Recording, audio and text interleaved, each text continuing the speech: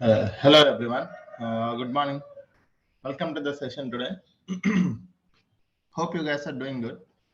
So yesterday we had discussed what is the course content and everything. Recording in progress. Right? From today onwards, we're gonna discuss the very first topic, that is in our GCP we have a GCP database landscape and big data landscape. So one by one we are going to start with. So in a first half, I'm going to explain few concepts related to the databases, that is our Google Cloud Storage. And after that, we're going to start with at the second of our session, I will tell you the how to create a free tier account in the GCP, so that you'll be able to create a free tier account. After that, you'll be able to practice what are the sessions that we are having in. So let me start with the session today. So in the GCP database landscape, this is the agenda, guys. Okay. We are going to see, explain all the GCP databases landscape and the differences between the RDBMS as well as NoSQL databases. And in this one, we are going to look at the Cloud SQL, Cloud Spanner, and Bigtable. Okay. So these are the things. So first, we're gonna see in data lake modernization in the GCP. If you wanted to have a data lake in the GCP, how we can have it? So which tool can be acting as a data lake in the GCP? Let us see one by one, right? So yes, we already know what is a data lake, guys. A data lake is a centralized repository to store the data. Okay, a centralized repository to store or retrieve the data as per the business requirement, right? So what kind of a data we can store, guys? You can see here. We can store structured data, semi-structured data, unstructured data. We can store either if it is a batch data or streaming data. It should be able to withstand for SQL, ML, and searching. We can able to store, on-prem data, cloud data, and this data. So it is a scalable and secured platform to store the data, retrieve the data for further analysis or processing purpose. So this is what is a data lake, right? We have seen what is a data lake. Let me try to tell you what is a data lake from my notes. Okay, this is my notes, guys. Where is that?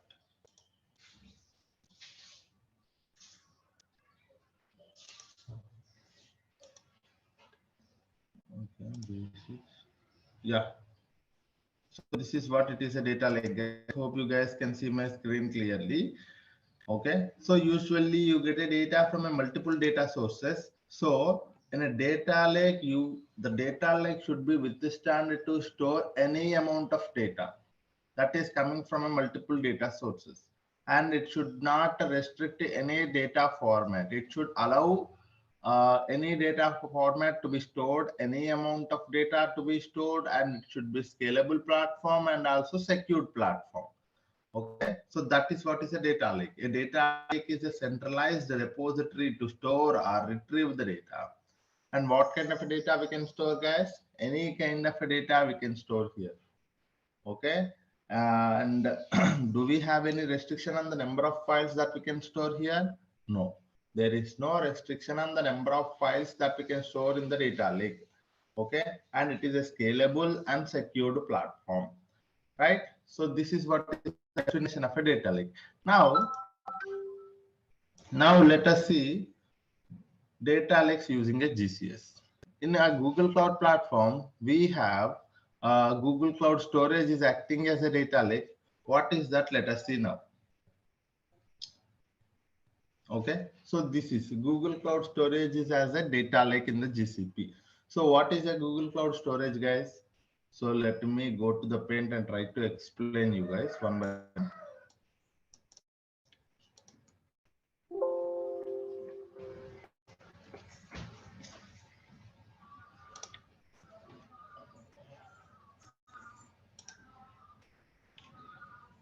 So from today, from the very first topic that we are going to see is Google Cloud Storage.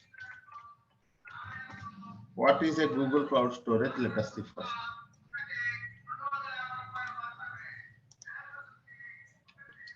Okay.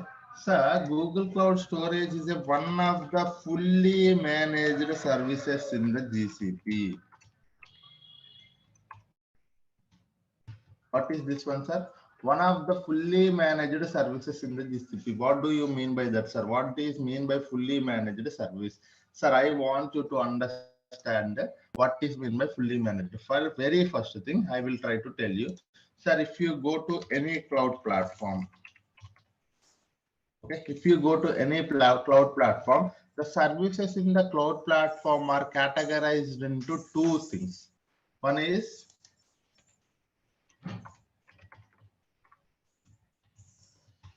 managed instance,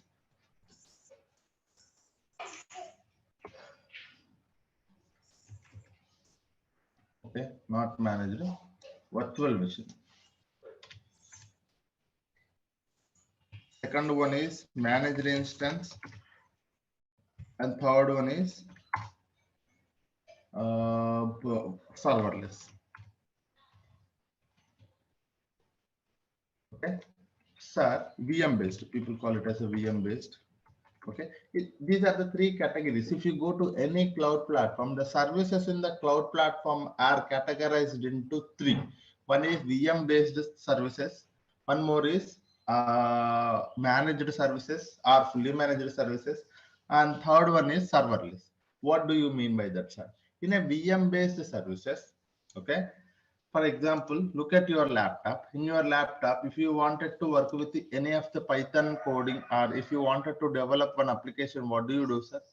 You manually download one software like Python application, and you will provide some resources to that, and you will try to install that, and after that you go for the application development. What do, sir? Whatever the requirements, whatever the resources, whatever the infrastructure required for your entire application development, you as a person taking care of it, taking considering from the laptop itself. So you need a laptop. That laptop needs to have some kind of resources, and that laptop will have its own configuration. And on top of that, you will again download an application and install on top of your laptop, and again you try to develop an application. Likewise, in a VM based, an entire virtual machine will be given to you, so that an entire virtual machine will be given to you. 1 minute, guys. Sorry, I'm getting a call. 1 minute.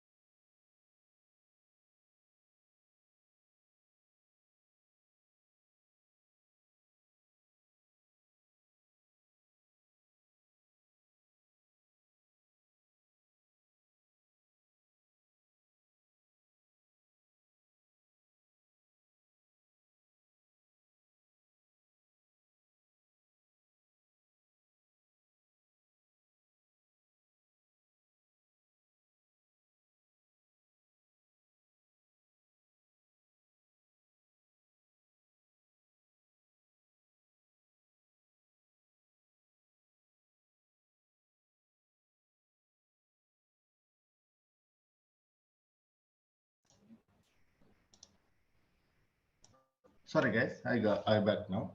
So there are three categories in the cloud platforms. One is VM based, managed, and serverless. But before this one, if you wanted to understand, there is a one more category which is not a cloud platform. That is non-cloud platform. That is, we call it as an on-premises, right? So we have a one more thing is also there, that is on premises. It is not a cloud. In on premises, if you wanted to work with any of the application development, you have to manage your physical infrastructure. Okay, physical infrastructure you have to manage.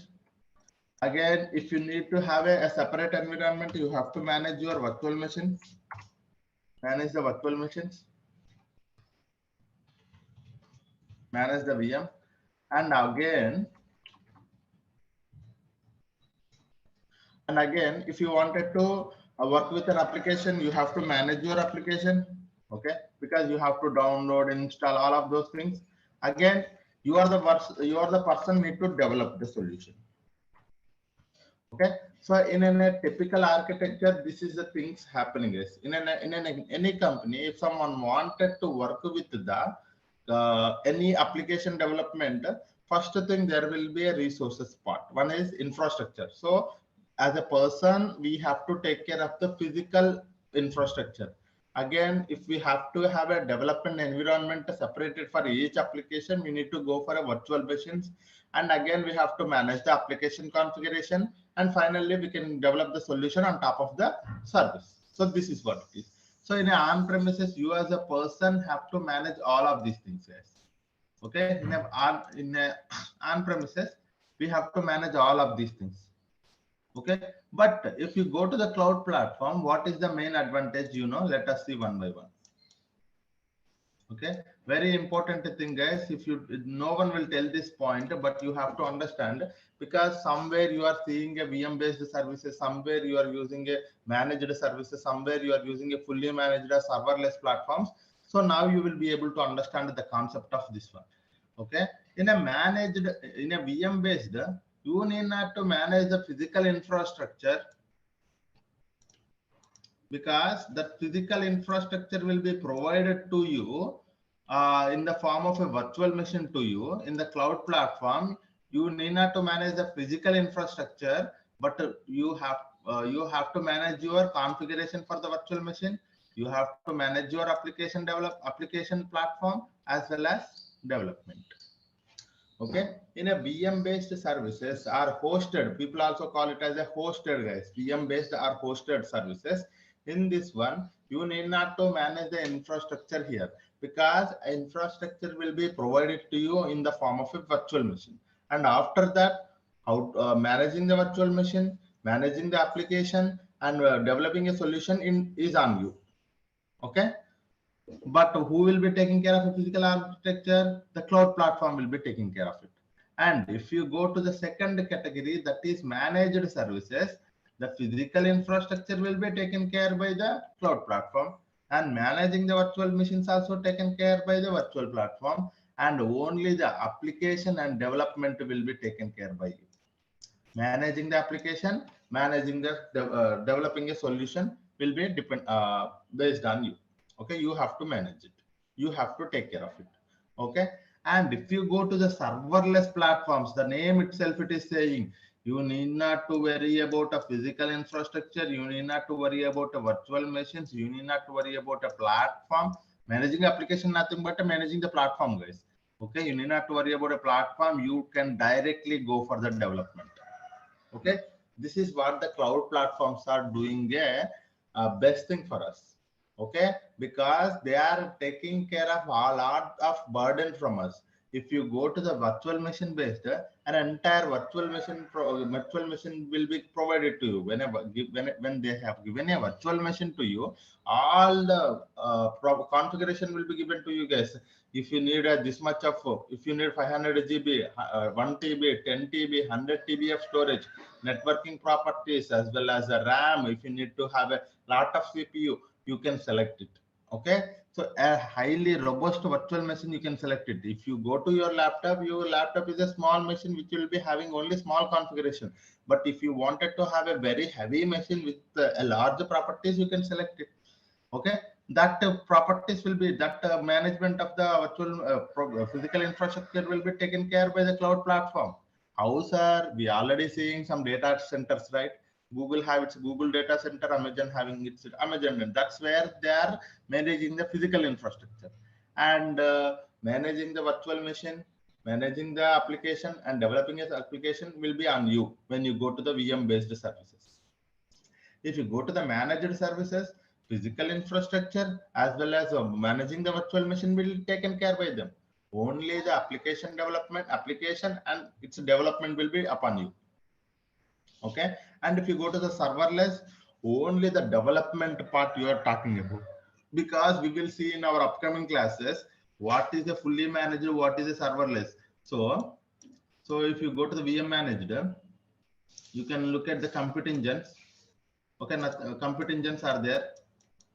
Kubernetes engines are there. GCA, GKE. So these are all comes under VM based services. Guys. If you look at the managed services, we are every day looking at managed or fully managed. You can see that. So managed services are like uh, managed services, data proc you can think of. Very good example, data proc, managed services. And for the serverless, BigQuery is the best example. Dataflow is a one more example. So you need to categorize the services in such a way that it will be very helpful for you to understand it. Because because in a company, if a client asks you whether what kind of because we are looking for a serverless platform, you should be in a position to understand what is a serverless platform. If they are looking for a semi-serverless platform or a managed services, you should be in a position because serverless platforms provide you a lot of benefit when you talk about a cost. Okay, when you talk about a managed services, the cost will be okay, and you have to manage some amount of things like managing the application. So there is some burden on you managing the application. So you have to take care. Your team has to take care about managing the application. But when you go to the serverless, your team need not to worry about application management because you can directly go for the development. All other things like physical infrastructure, managing the virtual machine, managing the application will be taken care by the cloud platform itself. If I talk about a GCP, the same thing. Okay, we have a cloud platforms. When I say a cloud platform, we have a GCP is there, we have AWS is there, we have Azure is there. It is common for all of these things, sir. It is not only this concept is similar, this concept is same for all of it is in general concept. Okay, now you got it. What is a VM based, what is a managed, what is a serverless. Now, if I go to Google Cloud Storage, it is managed or fully managed. Fully managed is also called as a serverless, sir, sometimes. Okay. If you go to the Google Cloud Storage is a fully managed service. Okay, what is that, sir? It is a fully managed service. What does that mean? It is all the infrastructure required for the, okay, all the, you can also say it is actually a managed service or fully managed. Actually, I can't. This one. Okay, so a managed service, when I say a managed service, all the infrastructure, physical infrastructure as well as the virtual machines will be taken care by the GCP. Okay, what are the rest, guys? You have to create your own application. Okay, when I say application, how the Google Cloud Store, how the Google Cloud Storage operates, you have to understand, then only you will be able to understand the what is meant by fully managed service. Because I know that Google Cloud Storage is operates with help of the bucket and files. You have to, when I say a fully managed service, all the physical infrastructure and virtual machine will be taken care by the GCP, and bucket configuration you have to provide. What is meant by that? You have to provide the bucket configuration. When you provide the bucket configuration, a bucket will be created for you. Okay, and after that you can upload files, you can go for the development. When I say development for the GCP is creating a file or uploading a file, uploading a lot of files, creating many buckets, so like that. Okay, what is meant by fully managed? All the resources as well as infrastructure will be taken care by the GCP itself. So for that point I have explained all the things, guys, because this terminology will come all the time. So that's the reason I have told I have told as I explained here. Now, now, sir, it is now I understand that it is a fully managed services. So the infrastructure will be taken care by the GCP. That is fine. So now tell me what kind of a service that the Google Cloud Storage is. What is the main intention of having a Google Cloud Storage in the GCP? So if you ask me, it is a service for storing and retrieving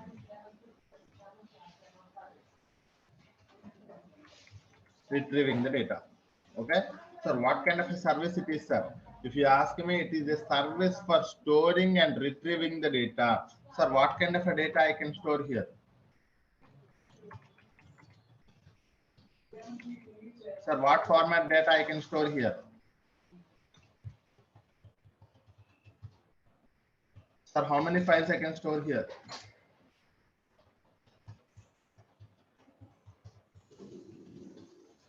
Okay, sir, how much amount of data I can store here?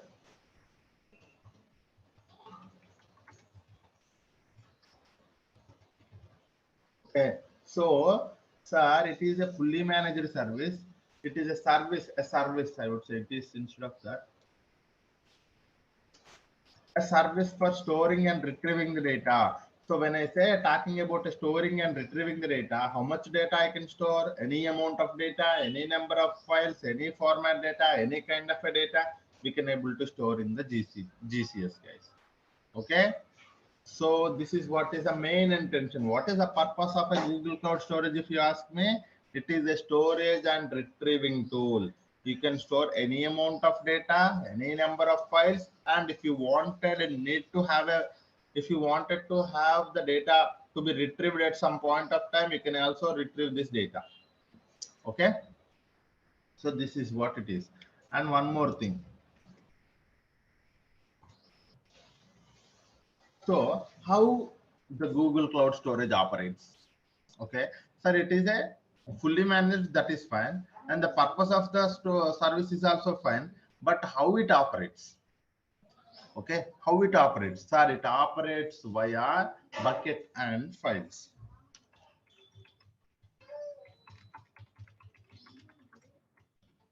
Okay, it operates via bucket and files. Sir, some people does not know what is a bucket. I want you to understand this terminology now. Okay, sir, what is a bucket? Sir, a bucket is a container. The terminology is this one, sir. Bucket is nothing but a container, or some, if you does not know what is a container also, you can think of your folder. Okay, a container is not, a bucket is nothing but a container, and terminology for the object is nothing but a file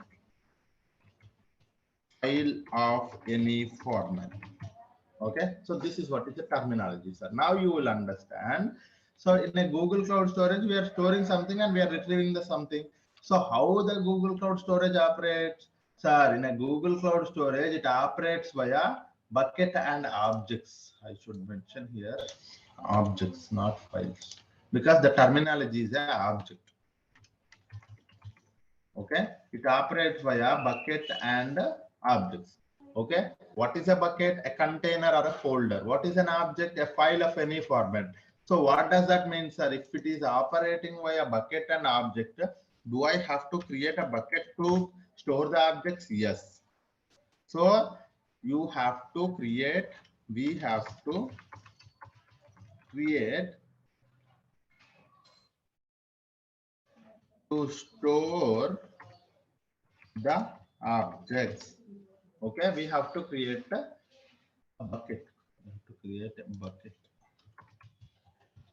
So any number of buckets you can create it, any number of files you can upload it to one bucket. So this is what is it. This is how the Google Cloud Storage operates, guys. Okay, how the Google Cloud Storage operates, sir? A Google Cloud Storage operates via bucket and objects. So in the terminology, what is a bucket, sir? A bucket is nothing but a container, and a object is a file of any format. And we have to create, if I wanted to store some data, what I have to do, sir? If I wanted to store some data inside a Google Cloud Storage, what I have to do? I have to go to the Google Cloud Storage and try to create a bucket, and inside that I can upload the objects. What do you mean by object, sir? It is nothing but a data, nothing but a file, right? So this is what is, it is how operates. Sir, so far everything seems good. The fourth point I want you to understand that it allows, Google Cloud Storage allows worldwide storage and retrieval. Okay, that means, what does that mean, sir? I do not know. One more basic concept it is coming, sir. You have to understand there is a concept of region, multi-region, multi-region, and one more thing is a region, multi-region, dual region. Okay, so this is what, if it is allowing a worldwide storage and retrieval, what does that mean, sir? At any location you can able to store the data, at any, from any other location you will be able to retrieve the data, but you have to select a proper region and multi-region and dual region. According to that, if you wanted to store and retrieve the data within the region, you can go for the within the region option. And if you go to the multi-region, the data will be retrieved across all the regions. And dual region means within two regions. Okay, we will see this difference. Okay, this is actually takes some time, so we will see this difference tomorrow. Okay, what is the main intention of having a regional service, regional storage and multi-regional storage and dual region storage? Because there is a difference between them, and there is an advantages also there, and there is a cost in terms of a cost also. You can look at it, guys. If I go to the region, the cost will be little lesser. When I say dual region, the cost will be little higher. If I go to a multi-region, the cost will be little more higher. And we will see that tomorrow the main difference why it is so. That is one thing that we will see tomorrow, guys. The fifth point is, as I told you, scalable and secured platform. What does that service, sir? It is a one more final point, sir. It is a scalable and secured platform. So we will see what is meant by secured platform. And I just want you to give you an overall heads up to the Google Cloud Storage. Now you got it. What is a Google Cloud Storage? The only thing you have to understand today is that what is a Google Cloud Storage, and what is the main purpose of having it, who will be taking care of the resources here, and how it operates, how the Google Cloud Storage operates, and what kind of a tool it is, whether it is a storage, worldwide storage or a retrieval service, and whether can we go for a secure, whether it is a secure platform and scalable platform or not. This is the only point you have to understand, guys. Tomorrow we will see how to create a bucket. Inside that, all these things, like when I say secure platform, right? So we can able to say access control, and very basic concepts we are going to see tomorrow. Object versioning. What is mean by all of this terminology? We will see retention policy. Okay. Okay. And one more thing is also there, storage classes. Okay, we can also go for the storage classes. While you are creating a bucket, there is also a storage classes. So tomorrow we will see all of these things, sir. Whenever you wanted to create a bucket, so you can select a proper bucket name and a location where you wanted to. So when you wanted to create a bucket, you have to give a proper name to the bucket. Okay, you have to give a proper name to the bucket, and you have to select the location of the bucket, and you have to select the proper storage class for the bucket, and we have to select the access control, and we have to select the object versioning and retention policy. Retention policy. Okay, tomorrow we will see, in while we are creating a bucket, all of these concepts we will see, because these are the practical concepts. Okay, So what are these? How we have to give a proper name to the bucket, because it is not directly, sir, I can give any name. Okay, it is not like that. It has to be a globally unique name. How to select a location? When I say select a location, we know that we have a region option is there, we have a dual region option is there, we have a multi-region option is also there. And storage classes, there are 4 storage classes like standard, nearline, cold and archive. Access control also we have 2 options. Access control at rate bucket level, access control at rate um, object level is also there. So we have to see all of these things while we are creating a bucket. Okay. Today, hope you got some idea about a Google Cloud Storage as well as the different varieties of the services in the cloud platforms. Okay. Yeah. Any questions so far on the Google Cloud platform, guys?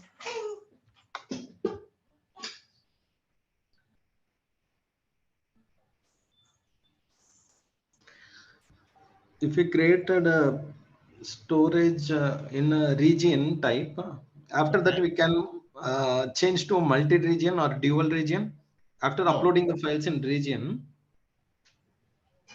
no, that's what. So there are few properties that you can change it. There are few properties once the bucket is created, you cannot change it.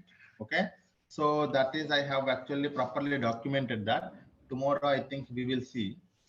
Okay, what is a bucket and how to create a bucket.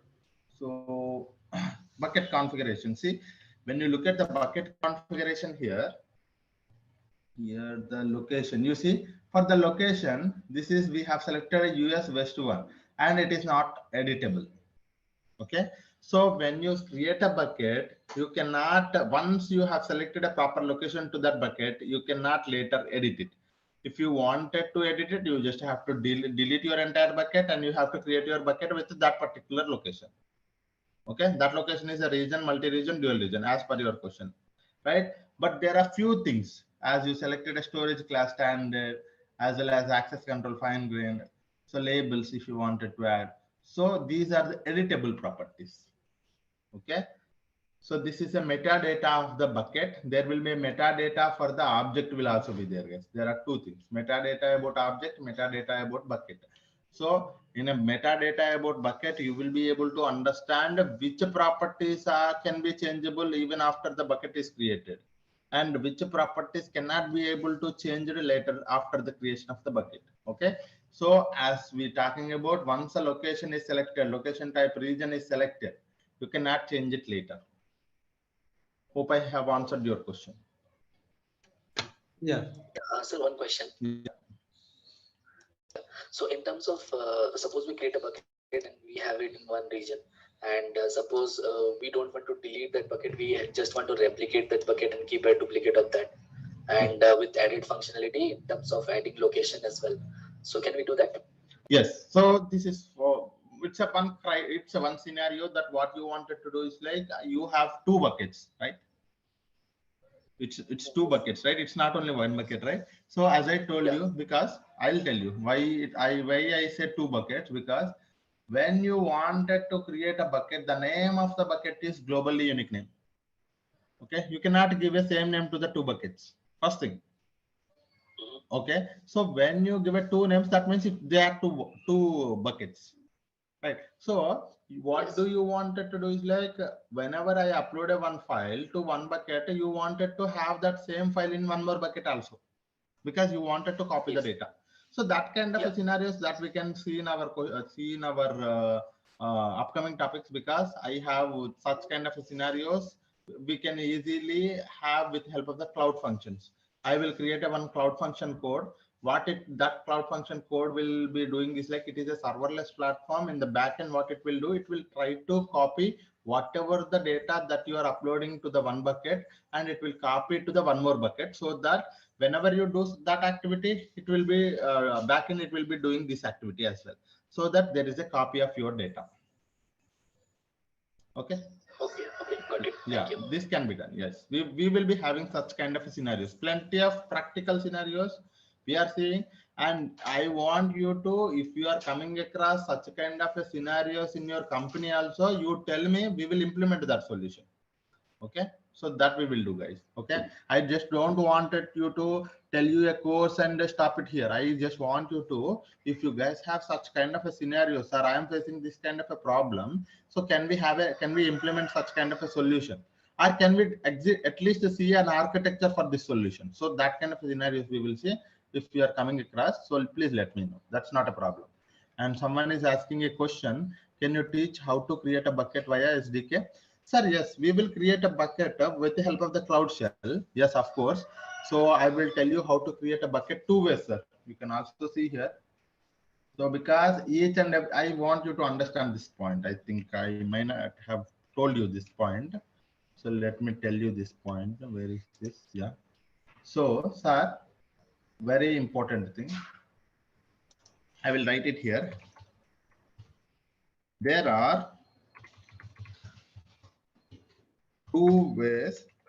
There are more ways, but mainly two ways for me. Two ways to interact with GCP services. There are actually two ways for me. Okay, I don't know how people say, but for me, in my classes, I will tell there are two ways if you wanted to interact with the GCP services. One is UI, one more is code. One UI is nothing but a console. Code is nothing but a cloud shell or cloud SDK. Okay, or SDK, cloud SDK. Okay, this is what. In UI, we know that how we are interacting with the help of the user interface, nothing but a drag and drop, clicking something. That is what is a UI. If you wanted to interact with the services, if you wanted to use any service in the GCP, you can go with this way. Okay, this is a manual process. Sir, I wanted to create a bucket, or I wanted to delete something, or I wanted to interact with the Google Cloud Storage. You can also interact from the code, that is Cloud Shell or Cloud SDK, from anywhere. So these things also we will be seeing, guys. It is not that we are also looking, because I wanted to understand the concepts via UI, but tomorrow I wanted to automate it with the help of the code, because we are not just stopping here, because there are professionals who are automating the processes. Automating can only be done with help of the code. So there are two ways to interact with the GCP services. Keep this in mind, sir. Whenever you are getting any doubt, anything can be done with help of the UI, anything can be done with the help of the code. Okay, creating a bucket. Tomorrow, if I wanted to create a bucket, yeah, sorry. Through code, we can use REST API also. Yeah, through REST APIs also we can use it, but most of the people using these things. So even I am covering these two only. That is the reason I have mentioned REST API is also there, and there is also one more thing is also there, mobile application also. But most of the times we will be using this thing only. Even in the companies also, people use UI as well as Cloud SDK or Cloud Shell. Yeah. Okay. And one more question: any Terraform Ansible tools required for automation? Sir, no. Any Terraform and Ansible tools required for automation? No, sir. Our main intention is to have a data to be created and automated with the help of the pipeline. So that is what we are going to do. That is SQL plus Python is enough for this course. Yeah. Okay. Yeah. In real time, we will be creating the bucket, or admin team, they will create the bucket and hand over to us. No. So there are two ways. So if you go to, there are two, it depends upon your company, guys. If you go to the MNC companies, you will be having a dedicated team for the admin. So they will be doing the admin activities. Admin, I would not say admin. So there are two, admin, or you can also DevOps. Okay. They will be taking care of the resources, infra related things. They are taking care of it. Okay. But if you go to the tier 2 companies, tier 3 companies, what they do is like something like startups or some low base, I mean, not product, some basic product based companies are, you know, if you go to small scale companies, what small scale? Okay.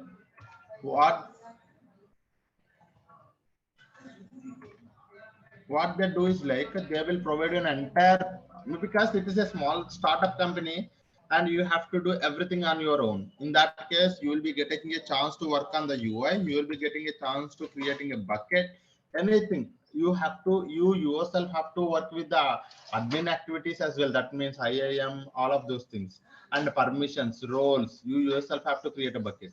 But when you are going to the MNC companies, most of the times they will not providing you access to do that. But there is an environment called sandbox. In that sandbox, you can do anything. But if you look at the prod environment, they will not provide you no access at all. Okay, if you wanted to practice anything, you can go and do it in the sandbox. But in the startup, you will be providing an access to all of the things. You can able to work with that. So this is what it is. Okay, yeah. You will a team BigQuery with loading files with the real-time scenarios. Yes, guys, I will teach. It's not team, right? You will teach. Yes. So you will teach BigQuery with loading files with the real-time scenarios. Don't worry about that. We will be having a plenty of such scenarios. Data proc, data flow, everywhere we are using the BigQuery. And I will take some CSV files. I'll upload it to the. I'll upload them as a. I will upload it to. Sorry, I will create a tables on top of those CSV files. And one more thing also, what we will do is like we will automate that process. Okay, as I told you, I don't want it to manually do it tomorrow. Okay, if a file CSV file available in the GCS bucket, what I wanted to do, sir, automatically it has to create a table inside the BigQuery. Okay, that automatic scenarios we will see.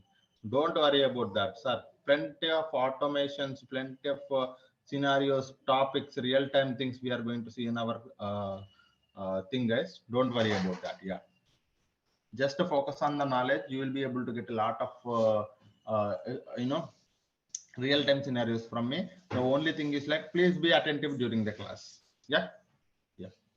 Now, so this is enough for today. What I will do is like I will try to tell you how to create an account.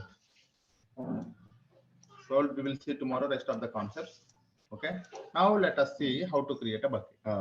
Sorry, it's already 8:20, guys. Okay. So let me. Can we see it tomorrow or shall we see it today itself? Sir, I would tell you. So some people are asking for the. Yeah. Some people are asking for the slides and some people are asking. So slides I may not be sharing with you. But what I will do is like I will share you the material. Okay, what is that material? It is a very robust, and you see the material for the Google Cloud Storage tomorrow. Today we have seen, right? What is the Google Cloud Storage? This is access to my notes I will give you, sir. What is a GCS? How to create a bucket? All the concepts, high level concepts. And note, oh, here I have mentioned, sir, whenever you use any service in the Google Cloud platform, okay, this is one more thing, two costs associated. One is storage cost, retrieval cost. Tomorrow we will see this point. Okay, so this notes I will provide it to you guys. Okay, I will provide access to the my notebook. This is my OneNote notebook. We will be having all of these things here only, so I will provide access to that. And so that for that one, I want everyone to complete your registrations. Then only there will be a group created. There I will provide the link for that so that you will be able to access it. And access also not provided to all, guys, only for those who have registered. And if I got an email from the team, I will provide access to that particular email. Okay. Yes. Yeah. So please complete your registration tomorrow. So please remember, make me remember, sir. Tomorrow, first thing we will create a bucket. We will create an account. Okay. Later only we will see the rest of the things. Yeah. Because it's already 8:20. Even I am having some other tasks. Yeah. Okay, guys. Thank you all. Hope you learned something today. So I want you to learn everything, almost everything, every day, whatever we are speaking. If you are unable to understand, please try to ask me. So that wouldn't be a problem.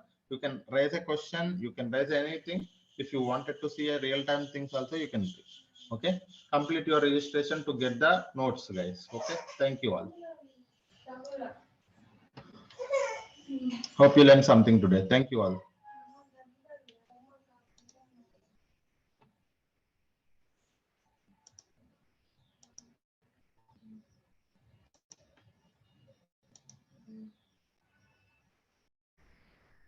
Good morning, everyone. Welcome to the session today. Today is our first session, I'm going to give you the demo. What are the course content that we're going to discuss? And the very first thing what I will do is like today, how to create a free tier account in the GCP. That is what is the agenda today. And first, I will also tell you what is the course content that we are going to discuss in our session. Okay. So all the things related to the course content. And after that, I will tell you how to create a free tier account in the GCP. First, let us understand what is a Google Cloud Platform, guys. Okay.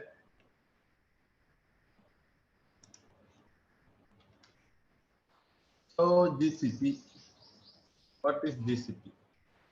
Okay, so we are saying nowadays, cloud platforms become very famous because cloud platforms are mainly responsible for the cloud computing. Okay, so all the computation required for the data engineering or Kubernetes or application development, everything will be taken care by the cloud platform itself. Likewise, in the Google Cloud Platform is one of the leading cloud provider like AWS and Azure. So it is also providing you the cloud computing services. Okay. If we have to say what are the services that the GCP is providing, okay, in terms of a data engineering, you can look at the databases that it is providing and also big data tools, big data processing tools, so many other. So these are the things that the Google Cloud provides. For example, there is a compute engines, Kubernetes engines, app engines, like with cloud functions, serverless platforms, fully managed services. Okay. So all of these things that the Google Cloud platform is providing for us. Okay. In our session, what we are going to discuss this, let me open a OneNote where I'll tell you what is the course content that we are going to discuss in our session and a later point of time. So if you guys have any questions, I will we will spend the time to discuss discuss if you guys have any questions. And let me tell you what is the course content first. So here is the course content, guys. So as we already know, as I mentioned, Google Cloud Platform is providing a pool of cloud computing services such as Google storage and database services, as well as big data services. Okay, here also you can see Google big data services. Okay, so in our session, what we are going to discuss is these are the things that we are going to discuss in our session, guys. Google storage and database services. Okay, the very first service that is what we are going to discuss is Google Cloud Storage. What is a Google Cloud Storage? Why it is important? What kind of a tool it is? What kind of a data it is going to store? All the things related to the Google Cloud Storage. And not only that, very important things about is like security aspect, because Google Cloud is one of the scalable and secured platform. So when you say secure platform, how do you make sure that it is secure? So with the help of the access control, with the help of the retention policies, with the help of the bucket access. So all of these things we are going to discuss. And after that, we are going to look at the cloud SQL. Okay. For that one, let me actually open my pen.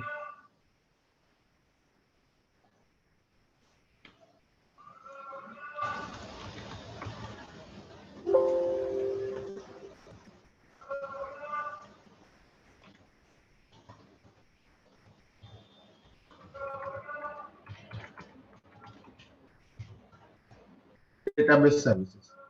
Okay, this is one point where we will be able to learn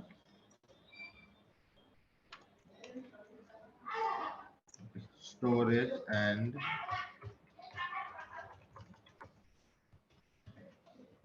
database services.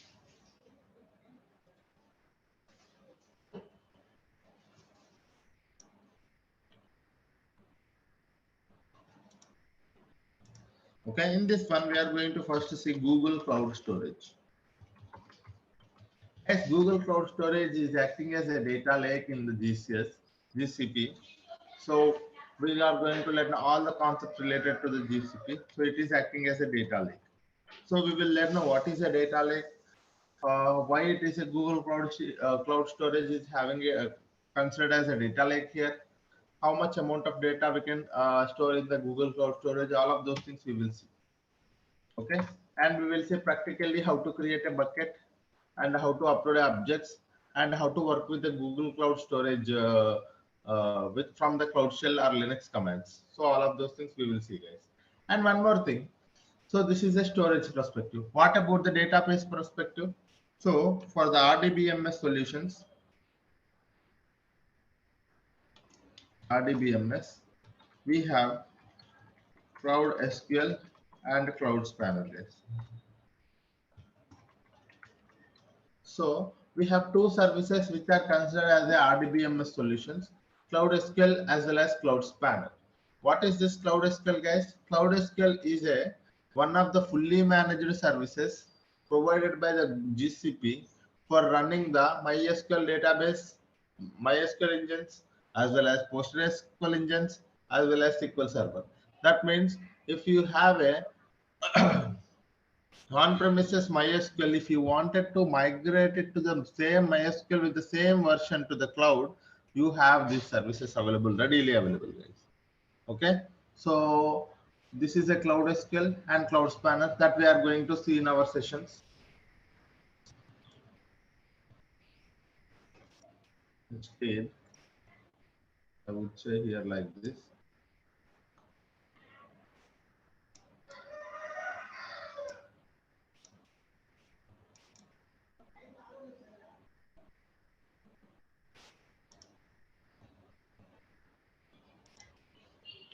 Storage services.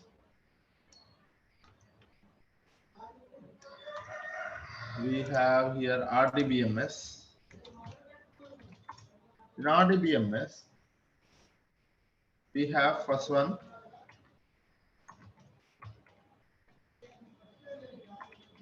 Cloud SQL, second one is Cloud Spanner.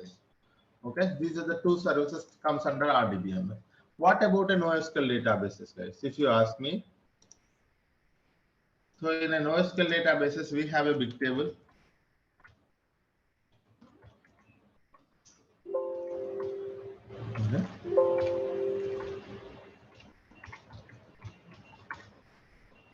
NoSQL databases.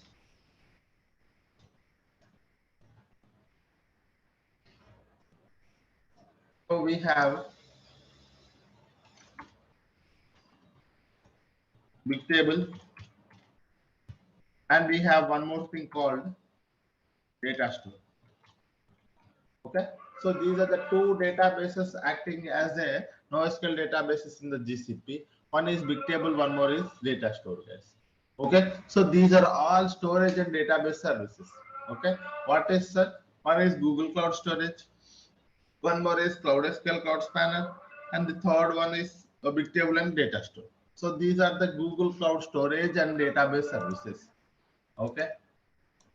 So what about the other big data tools that we are learning, sir? If you ask me, the big data tools that we are learning here is because we do get the data from a multiple data sources, right? We do get the data from multiple data sources. Once the data from a multiple data sources we are going to first send it to the storage layer or a data lake or a staging layer. Once we have the data in the staging layer, we wanted to send the data to where, guys? We wanted to send the data to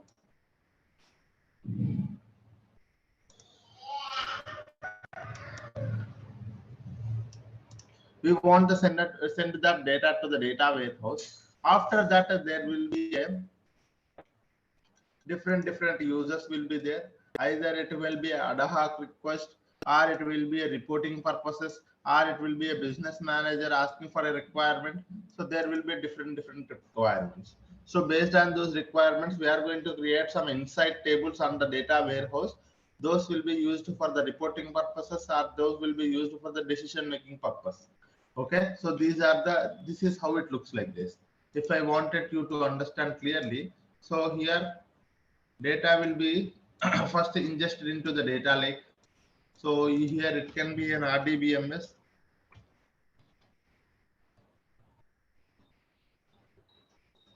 It can be a web server on an application. It can be a web server or an application, guys. Or it can be a, a CSV file from an application or IoT data from an IoT application.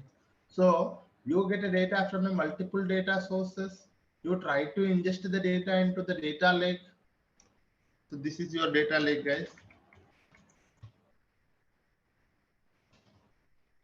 You try to ingest the data into the data lake, and once you have the data in the data lake, you try to first send the data to the where, guys. You try to process the data and send it to the data warehouse. Okay, what you are doing, guys, here you are trying to process the data. Okay, process the data, transform the data, clean the data, whatever the things you name it, all of those things, guys. Okay, you try to process the data and send it to the data warehouse. Finally, as per the business requirements, it will be creating a ML models. There will be a dashboard requirements. There will be ad hoc requirements. So based on the BA requirements or ML or some ad hoc requirement. Ad hoc. Okay. So this is how it will be, guys. Okay, so this is what is a typical architecture of a data world, guys. A data engineering, in a data engineering, what we will do in a high level, if you want you to understand, this is what we do, guys. So we will be working on an ingestion process. Here it is a source, guys. You can think this is a source. Okay, from source to the staging or a data lake. People call it as a storage layer. Okay, and here we are going to do what, guys? Ingestion, right? Ingestion are collecting the data, and what we are doing is we are doing process. What we are doing in a data warehouse, we are trying to analyze the data, transform or analyze, right? Transform, finally analyze. Analysis. So this is what I am calling, what you know, guys.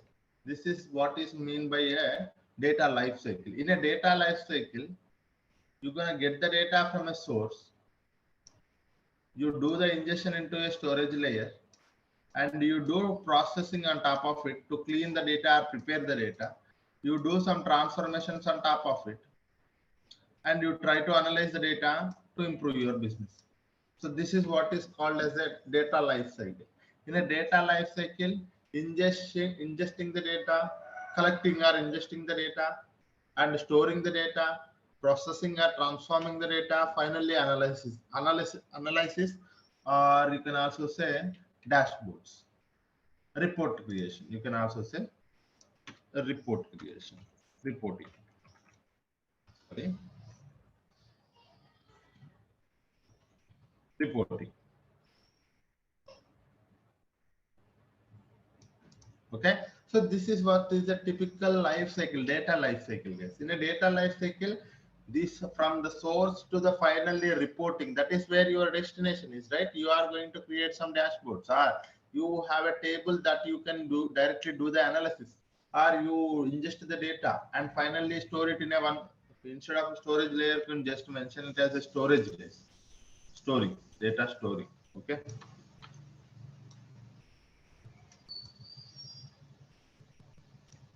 Okay, this is what it is, a typical architecture. In this one, what you are doing, you are having a data sources from here, and you are ingesting into the data lake, and from the data lake to the data warehouse. Finally, you will be having a different requests. So based on this one. So in a data life cycle, these are the processes that you are coming up with, guys. In this one, you see, you are having a source, sorry,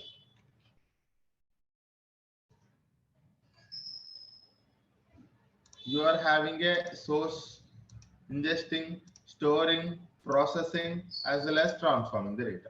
So this is what is a typical architecture. It will be real. This architecture is very helpful for you to understand the data engineering, guys.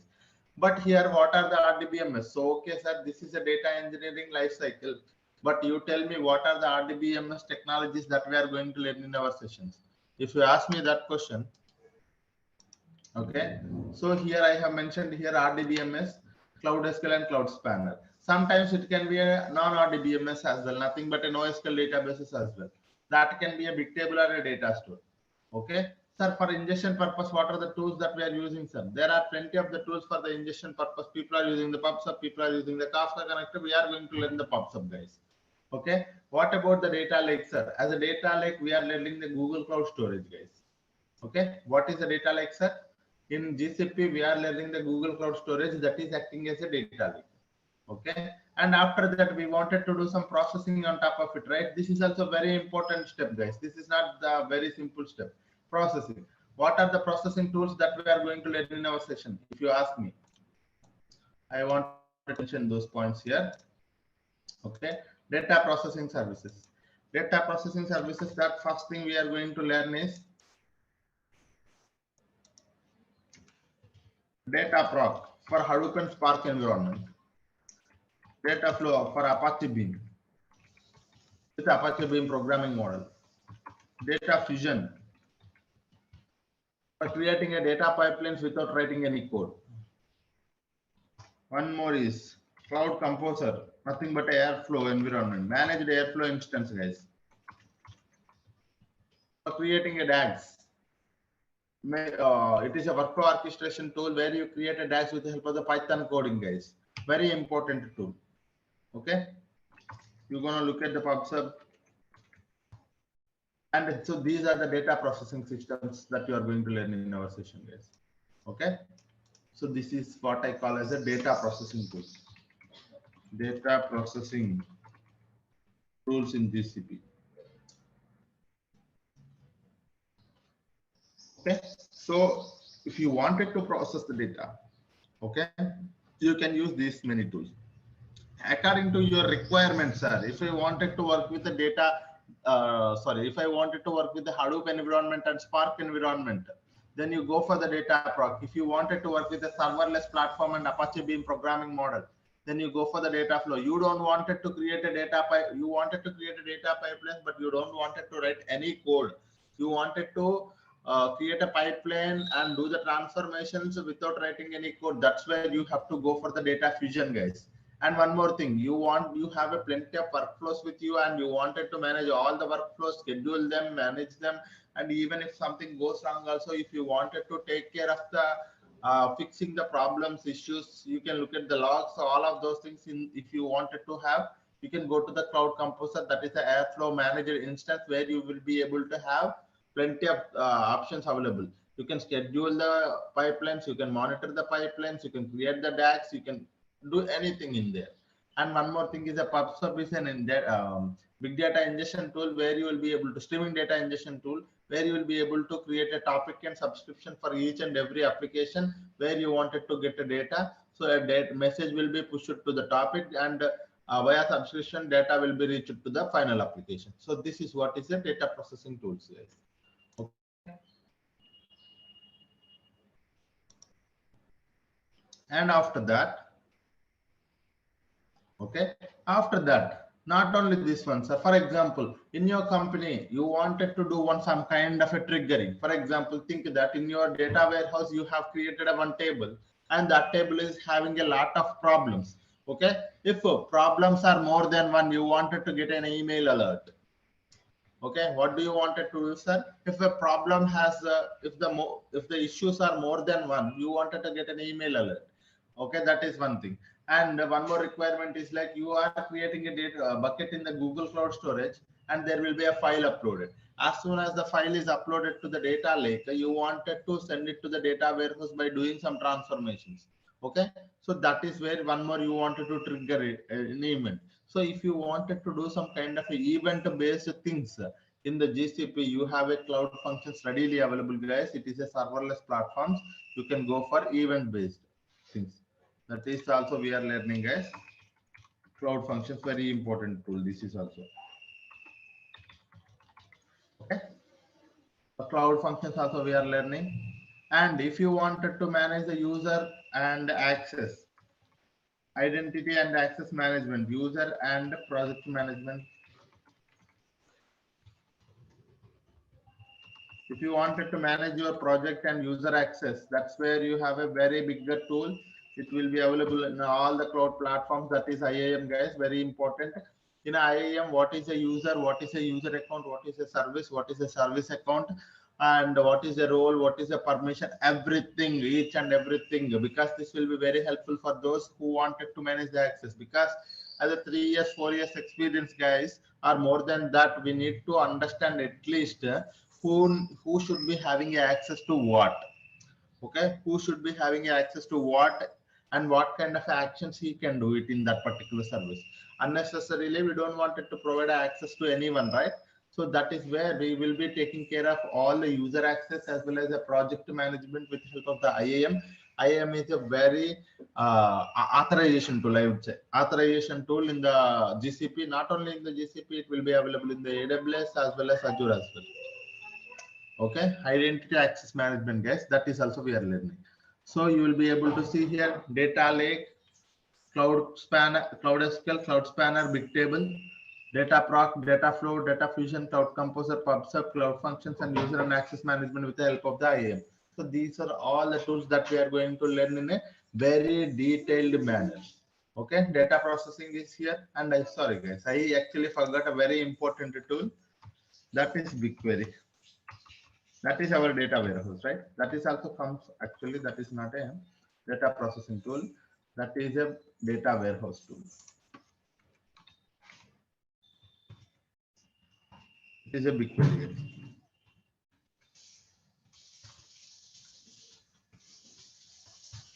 Okay, BigQuery.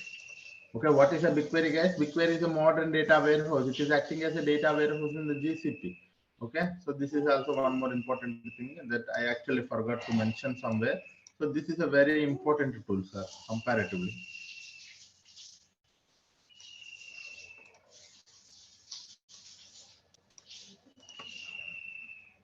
Okay, so this is all about the data warehouse. And if you wanted to connect it to the data warehouse and do some BI activities, we have a data studio and data looker, but we are not just focusing on those data visualization part, but at the end of the session, how people are connecting it to the data warehouse and doing some dashboards on top of our data, how and how it will be helpful for them. So we will see for those things, but it is not too much deeper, guys. This course is only responsible.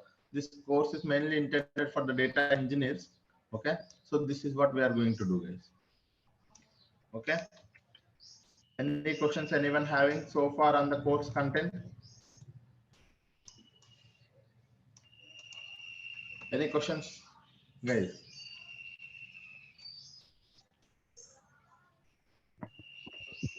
Yeah, hi Saidhul, good morning.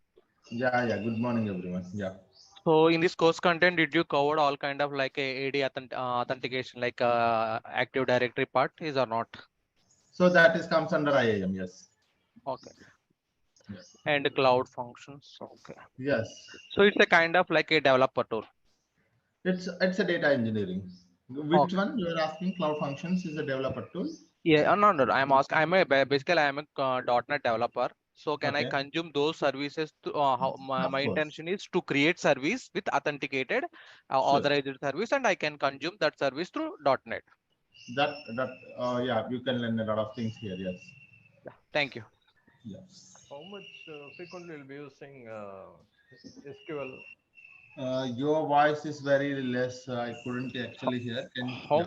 How much frequently will be using SQL queries? Yeah, frequency of SQL queries. So I would like you to understand that SQL and Python becomes very famous here in the data engineering. If you wanted to see Cloud SQL, Cloud Spanner SQL, BigQuery SQL, and even if I go to data proc, and if I wanted to work with the PySpark, I'd be using the Python plus SQL plus Spark. Okay, so again it comes in SQL, and data flow SQL, data fusion, no tool, cloud, it's a Python. So this is how it is, guys. If you wanted to understand all the concepts, whichever whatever I am saying, so you would be able to, I am expecting prerequisite for the course is a basic, or at least a basic knowledge on medium knowledge on SQL and little bit of Python, little bit, at least what is the data type. Okay, all the data types, if you learn it in the Python, that is enough. Okay, but SQL, I would expect a medium knowledge, guys. Okay, so it is, SQL is very important, and as a data engineer, if you wanted to grow, SQL is very much important, and you should be able to understand all the concepts. For example, what are those concepts are? All the data types, was actually how to create a table, how to delete and update tables. Those things are DDL commands and DML commands, and aggregations. Okay, so basic, I would say. So the concepts that you can focus on the SQL and Python, I would like to explain here, guys, so that if you are familiar with these concepts, you are well and good. Okay, in SQL. Okay, so all DDL and DML. So these are the basic things. I know you have to just to focus on how to create a table, how to delete a table, how to truncate a table, how to update a table, these things. Okay, and after that, I would expect you to have a aggregate, learn about aggregate things, aggregate functions. Okay, and one more thing is ranking functions, and the fourth thing is we have table. So there is a temp table, common table expressions, and there is also one more concept, so we focus on that as well. Temp table, common table. In a temp table, there is a local temp table, global temp table, and the common table expressions. So these things, CTE. And the fifth thing, I forgot one more thing. Yes, mainly, guys. So join. Okay, unions, group by, order by. Okay, group by, order by. I think this is it. If you are just are coming up, if you are focusing on these things, that is enough. In aggregate function, min, max, count, all of those things. Ranking, row number, a dense rank, a rank function, all of those things. And temp table and CTE joins. You will be at least inner join, left join, right join. That is enough. Unions, union and union all. Group by, order by. I think this is enough, I believe, for the SQL, guys. Okay, if I remember anything, I will tell you. For the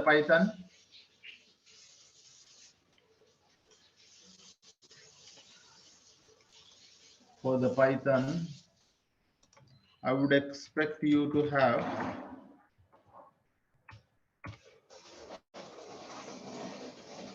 first thing, data types, guys. All the data types and differences. Very important thing. It actually takes a lot of time to understand these data types. And okay, then the very next thing is like aggregate functions. How do you do it in the aggregate function? Okay, if you get a time, look at the map and reduce. And if you still get a time, just focus on pandas framework. In a pandas, look at the data frame concept, how to create a data frame concept. That's it. Okay, if you are just focusing on these things, that is enough, I believe. Okay, all the data types, aggregate functions, map and reduce, pandas, data frame concept, if you get it. Okay, but minimum, the basic thing I would expect is this thing, all the data types and their differences. Because if I say list, you should understand what is a list. If I say tuple, if I say a dictionary, if I use some other data type, you should be in a position to understand what is an array. You should not confuse, right? You should not should not be able to, you should be able to understand each and every term that I'm using in the Python. So that is what I want you to understand. Okay, so these are the concepts that I would expect from you guys. These are very simple concepts. If you sit for like this is for 2 days, this is for 1 day, you'll be able to understand all of these concepts. That's it. And development perspective, what we are going to learn in our session, if you ask me. So these are the prerequisite, right? Sir, what I would be expecting, what kind of a development knowledge that I'm expecting from this course, if you ask me, you can expect, I would directly mention here itself, you can expect SQL development knowledge, and one more is PySpark development. Okay, these are the two things that we are focusing on. Okay, so sometimes we are also using the Python, so Python also you can do. Okay, so this is what it is. So I will also tell you how you can actually go for the Java also. So that is also fine. Sometimes one of the code or two of the codes I will also include the Java, but that is more for you to understand. Okay, this code, the code will also be there in the Java. But the thing is, like, our main focus is on SQL and Python for the data engineering, guys, because it will be really helpful for you if you wanted to grow your career in a data scientist level or a machine learning mode. Because as a data engineer, if you work for the next 2-3 years, you will be able to easily enter into the data scientist roles, or you can also go for the machine learning roles, because it is actually one another linked, guys. Okay, so this is what is a prerequisite that I would expect from you guys. Okay, this is the thing that I would if you wanted to, sir, what are the concepts that I have to go for before coming to and attending these sessions? What are the sessions? What are the things that I have to recapitulate? If you ask me, these are the things you recapitulate, guys. Okay, go for recap. And we will be learning SQL development, Python, PySpark, all of these things. No worries, because SQL will be used in most places. Python will also be used in most places. Okay, so that is one more thing. And we will also be looking at different formats, guys, CSV, Parquet, and big data formats. So I will also be telling you what are the difference between the big data formats. So because in the interviews, some people are asking me if you are working on a big data development, so did you work on the Parquet, and what is the main advantage of using the Parquet? Those kind of things also we will discuss in our sessions. That is not a problem. And I think that is enough, guys. If I missed any questions, okay, I think, yeah, roles offered after this course. Like, once I have completed this course, what are the roles I am eligible? If you ask me, you can go for the data engineering roles, you can go for the Google Cloud Platform, and GCP engineer, GCP data engineer, as well as big data developer, PySpark development. You can able to work in the PySpark, because we are not just working in only one area, guys, right?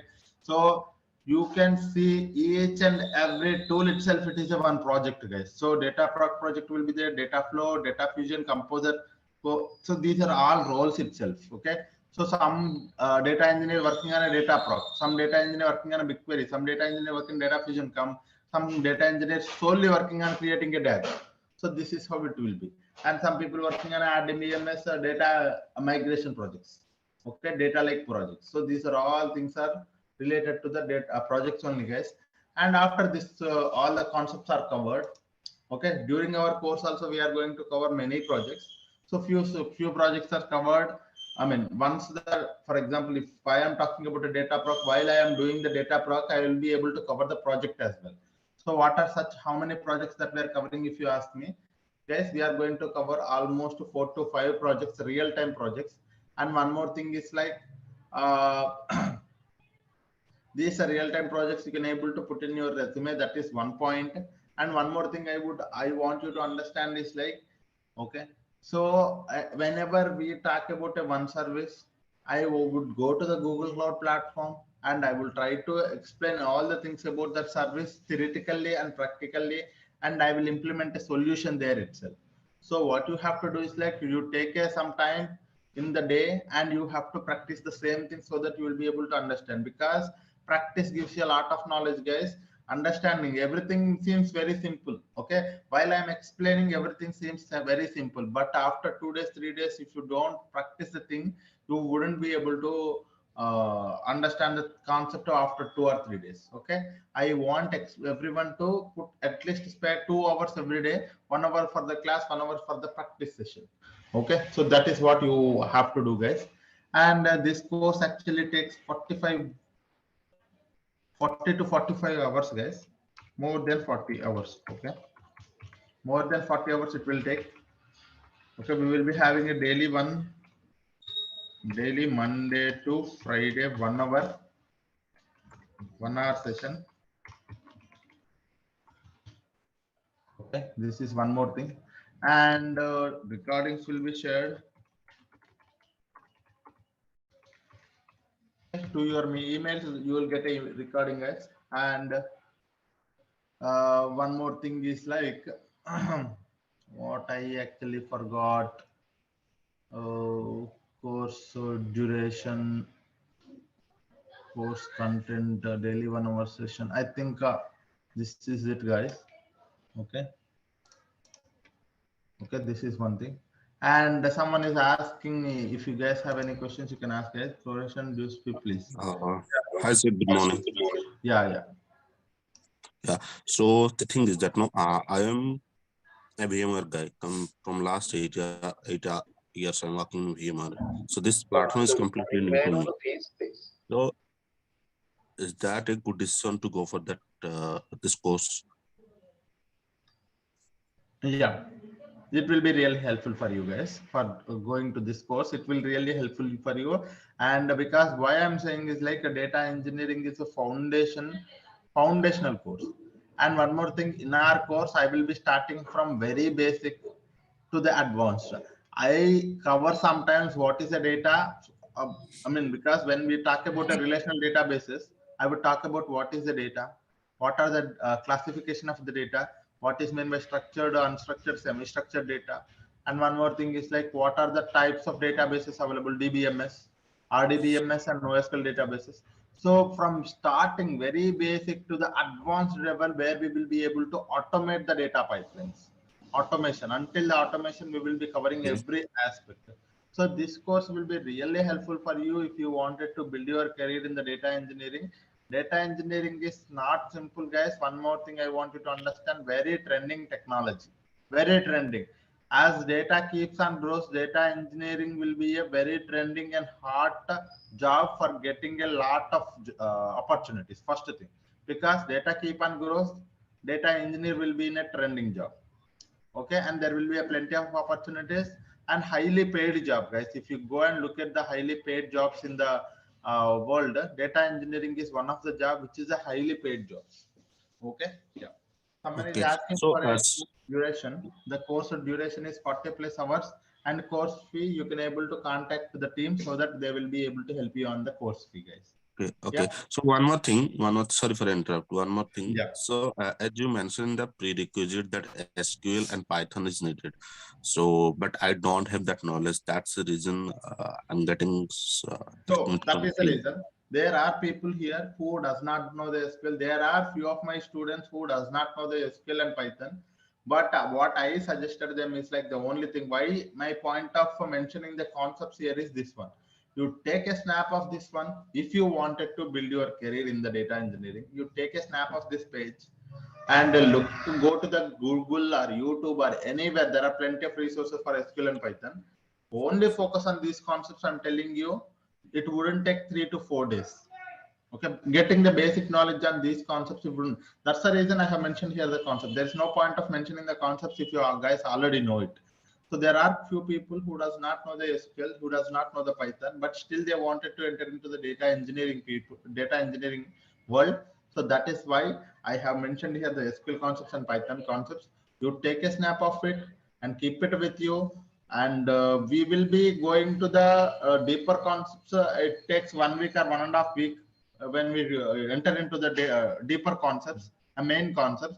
Meanwhile, for this next 5, 6, 7 or 1 week plus 10 days, you will be able to focus on these concepts and get a knowledge on it. Okay. Okay. Yeah. Thank you. Yeah. MySQL or MS SQL will be Both are using. same. All are same. Both are same. No worries. Yeah. Okay.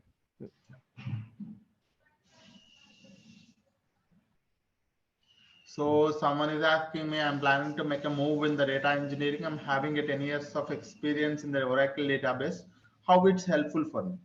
I'm telling you, if you are coming from a Oracle database, or if you are coming from a, same background like MySQL or a support engineer or whatever the data, if you are working in a data world already, this course will be really helpful for you. You can get a good opportunities. First thing, a lot of hike you can able to expect, guys. A lot of hike you can able to expect. Okay.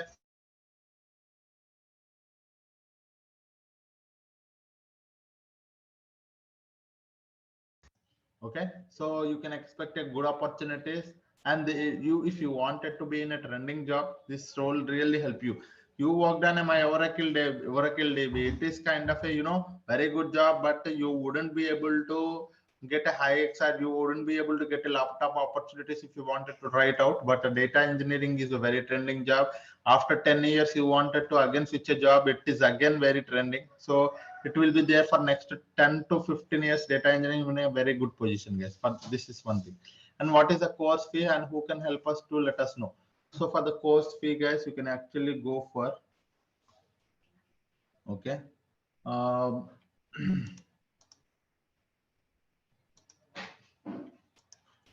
you can contact the IT team. Okay, so they will help you on this thing. Yeah. Any questions anyone having? Some people, okay, sorry guys, there are plenty of questions in the chat. I would try to explain one by one. Okay. And so is this course specially catering the data engineering with GCP and generic cloud computing with Google Cloud? Both. Okay, that is both, guys. Any project included in this course? Of course, guys. Don't worry about the project. Real time when I started my working, and still I am working in the projects. So those projects are I have created as a data engineering project here. Even with the triggering and cloud functions also I have created how actually the cloud functions will be used in the projects, how a BigQuery will be used in the projects. So those are real-time things. You need not to worry about it. How long this course is helpful for you? Sorry, might have missed as you just joined. And this course will be a 40 to 45 hours, close to 2 months, guys. You can think of this course takes close to 2 months. We will use SDK, guys. I sometimes tell you how to install the SDK and all of those things. Yeah. Did you cover cloud computing engine? Yes, cloud computing engine. What is a cloud computing engine? What is a Kubernetes engine? What is a app engine? Basic concepts related to that we will be covering, guys, but not more than that. Yes, because it is a data engineering course. While attending the interviews for the GCP data engineer, the expert certification in GCP data engineering. Certification is mandatory for attending the no, guys. Okay, no. It is not mandatory, but if you have a data engineering certification, this will be really helpful for you. Okay, that actually gives a lot of, if there are 100 points, out of that 10 points or 15 points will be added to you by with help of the data engineering certification. But that's not directly get you the job, land you a job, but the concepts that we are going to cover, if you are having a good knowledge on all of these concepts, this will be really helpful for you to get a job. Yes. So one more thing I want you to understand, whenever I was talking about a one concept, let us just say, okay, let's just say data lake. When we are talking about a data lake or a BigQuery, so for a data lake, I'll try to give you some assignments, guys. Okay. And whenever talking about a BigQuery, I will try to give you 2 to 3 data sets for your assignment. Okay. You have to, what you can do is like you spare your time and focus on the answering those questions. Okay, so that you will be able to, when you try to complete those assignments, you will get a lot of knowledge and creating a lot of knowledge and using that particular solution. Okay, that is one more thing. And the data engineering is not all about the development, it is also about architecture, guys. So you have to focus on, it's not that I should use the BigQuery in a very good way. It's not like that. You should understand that how the BigQuery is, how we can use the BigQuery for a very efficient manner, and how BigQuery helps in a GCP, and how it is different from the other cloud tools and other on-prem tools like Hive as well as Redshift and Synapse. So you have to understand that concept as well. So our aim of the course is to get a development skills as well as the architecture points, because architecture also very important for us to understand. Every data engineer should go to the data architecture and machine learning solutions. Okay, so this is what we have to understand. Any other questions anyone having? Okay, so you can expect this thing from our course, guys, both actual development plus architecting. So these are the two things that we can expect. And I have mentioned here the all the course details on the chart, guys. You can also go through it.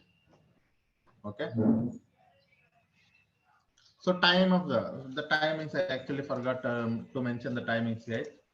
The timings are same timings, guys. 7:30 to 8:30 a.m. Okay, same timings every day. Okay, so these are the timings. Yes. Yeah. Any questions anyone having? Yeah, Saidhul, I have one question. So I'm Yeah. expecting just I have to created one sample web application. Then how I want to deploy that application, the cloud. Is it possible to cover in this session? I mean, in this course content or not?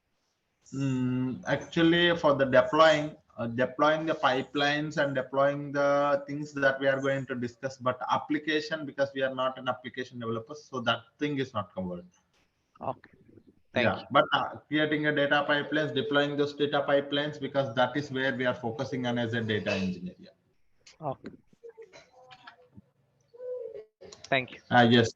Yeah. Someone is asking a batch time that I have mentioned here, guys. On premises to the cloud. Yes. Data migration on premises to the cloud that we are covering. Yeah. Any other questions, guys? Anyone?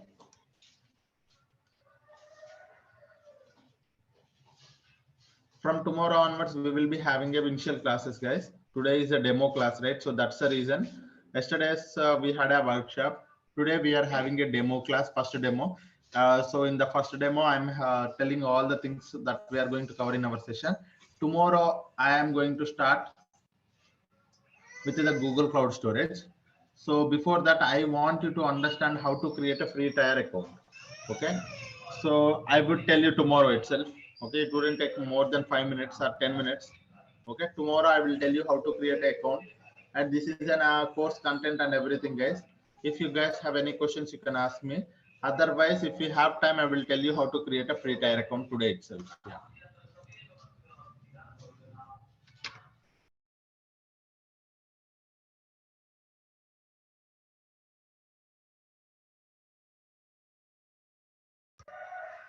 Okay, guys. So this is it for today. So hope I have given you a good understanding of what are the services that we are going to cover in our sessions, and hope you got some idea about a data engineering and a prerequisites, as well as what kind of a things that we have to focus on before entering into the data engineering, and what kind of learnings that we can expect out of this course. Okay.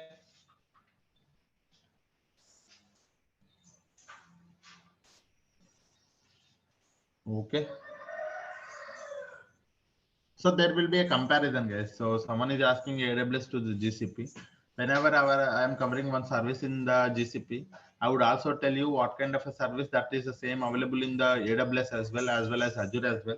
So you will be able to have some knowledge on topic names of each and everything. But the only thing you have to understand, one thing is like, if you learn one cloud tool, that means you are learning all other cloud tools. The only thing is like you do not know the proper terminology. That's it.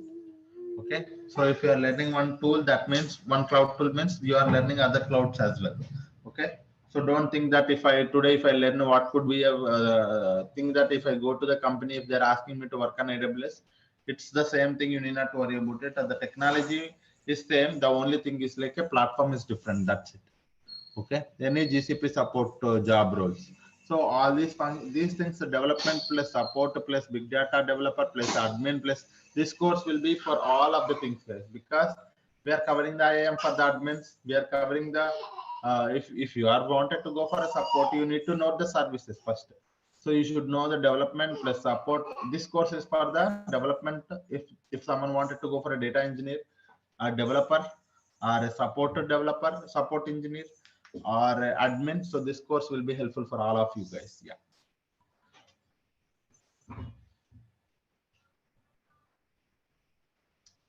Okay, guys. Any questions? Okay, guys. Thank you all. Okay, it's so it's almost 8:30. So I'll be here for next 2 minutes. If you guys have any questions, you can ask me. Otherwise, we can wind up the session. Tomorrow, with a very fresh mind, with a very positively, we are going to start our sessions with the Google Cloud Storage. So come up with a very fresh brain, sir, so that you will be able to learn and explore a lot of things in the GCP. This is not just a topic that we are going to explore. We are going to enhance, what I would say, we are going to you know acknowledge the development, how the Google Cloud platform has designed all of these tools, how these tools are going to helpful in our day-to-day activities. And one more thing is like these technologies are very good, and we will be able to work with any kind of data. So from tomorrow onwards, we are going to learn a lot of new things. Okay, keep your brain open for learning all of these things. Come up with a very fresh brain so that we will be able to see a very new and trending technologies. Okay, guys. Yeah. Thank you all. Thank you. Yeah. Thank you. Thank you, guys. Thank you. Have a great day. Thank you. Will you be sharing today's recording? Yes, you will get a mail for today's recording, guys. Don't worry on that. Yeah. Yeah. Thank you all. Have a great day.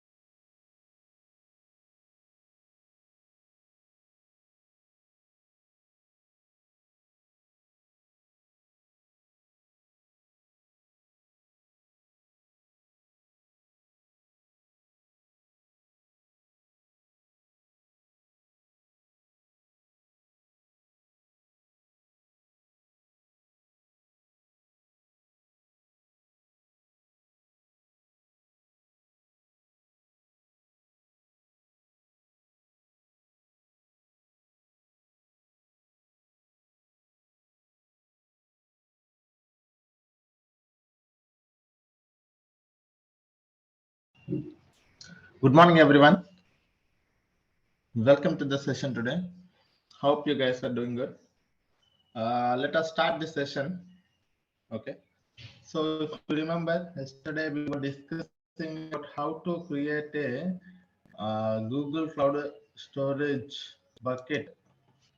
Recording in progress. Right. So let us pick it from there.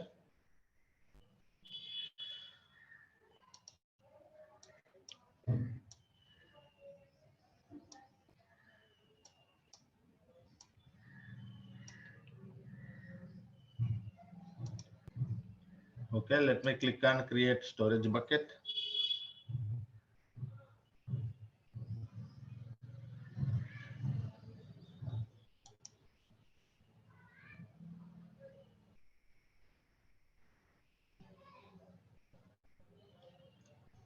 So we should first give a proper name to the bucket, guys.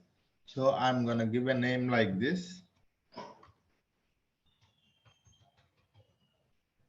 Storage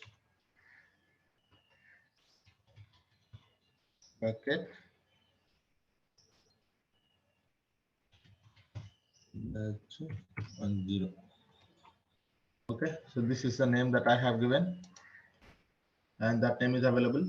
This is where we have to select a proper location. We now know that there are three types of locations. One is region, dual region, and multi-region. There is no replication in the region. There will be replication in the dual region to the across two regions, and in a multi-region there will be a replication in multiple regions, and which is having a high availability, sir. In multi-regions, you will be having a high availability, guys. So that is also we can see. Okay, so I am for now the location type I am selecting as a multi-region and clicking on continue. And here we have to select a proper storage class. There are 4 storage classes you can see here, guys. Okay, so one is standard, nearline, cold line, and archive. We now know how to select a proper storage class also. We have seen yesterday, right? So this is what it is. So if you are accessing the file frequently, then you can go for the standard. If you wanted to access a file once in a month, you can go for the nearline, and once in a quarter for cold line, once in a year for the archive. And the cost, and there are 2 costs associated for the each service, right? For this one, there will be a transactional cost, there will be a storage cost. Transactional cost will be very high for the archival storage class, and storage cost will be very high for the standard storage cost. Why? It is because if you wanted to frequently access the data to be highly available, that is the reason the storage cost will be very high. Likewise, if you are accessing once in a year, the data has to be available once in a year. So that is fine. That is the reason the storage cost is less. But when you are retrieving the data, so the data transaction cost will be very high. So this is the main difference between the storage classes. So we now know how to select a proper storage class as well. So for now I am selecting a standard, guys, because I wanted to create this bucket for what purpose? Frequently accessed data. So that is the reason I am selecting this. Okay, I am clicking on continue, and this is where we are. This is the place where we are controlling the data inside the buckets, right? When you create a bucket, so you are going to upload some objects inside it. So how to control the access to those objects? This is where we are defining that. So there are 2 things. One is access control with the help of the uniform, access control fine grained. Uniform means there will be a uniform access to all the buckets, uniform access to all the objects inside a bucket, and fine grained access to each object inside a bucket. Okay, so uniform means access at bucket level, that will be achieved with help of the IAM, identity access management. And one more thing is access at object level. Each object you are going to provide access, that can be achieved with the help of the IAM plus ACLS, nothing but the access control list. Okay, so this is what one more thing. So I am going to select fine grained now. Okay, click on continue. So the final step is object versioning or retention policy. What is this one, sir? Now I want you to understand. Okay, very simple again.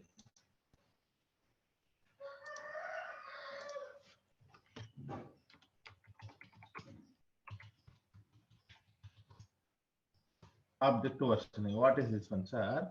You have created a one bucket. Think like this. You have created a one bucket.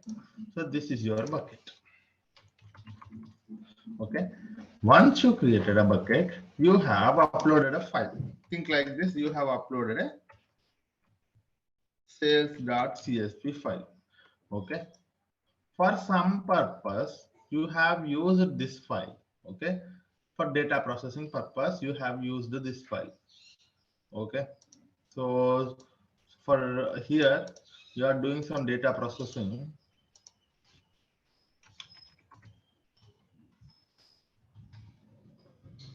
Okay. Here you are doing data processing. For that, you need this file. You took this file from here. Okay. And you are doing some activity on it. Okay. Okay. What you have done, sir?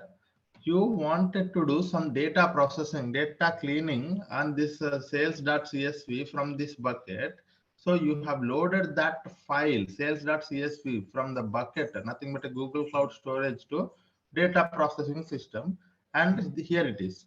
Okay. Once you have removed null values, something like this, you have cleaned something like removed null values, removed duplicate values. After that, where you have to store? Again, I wanted to store here, guys. Okay. When you wanted to again store here,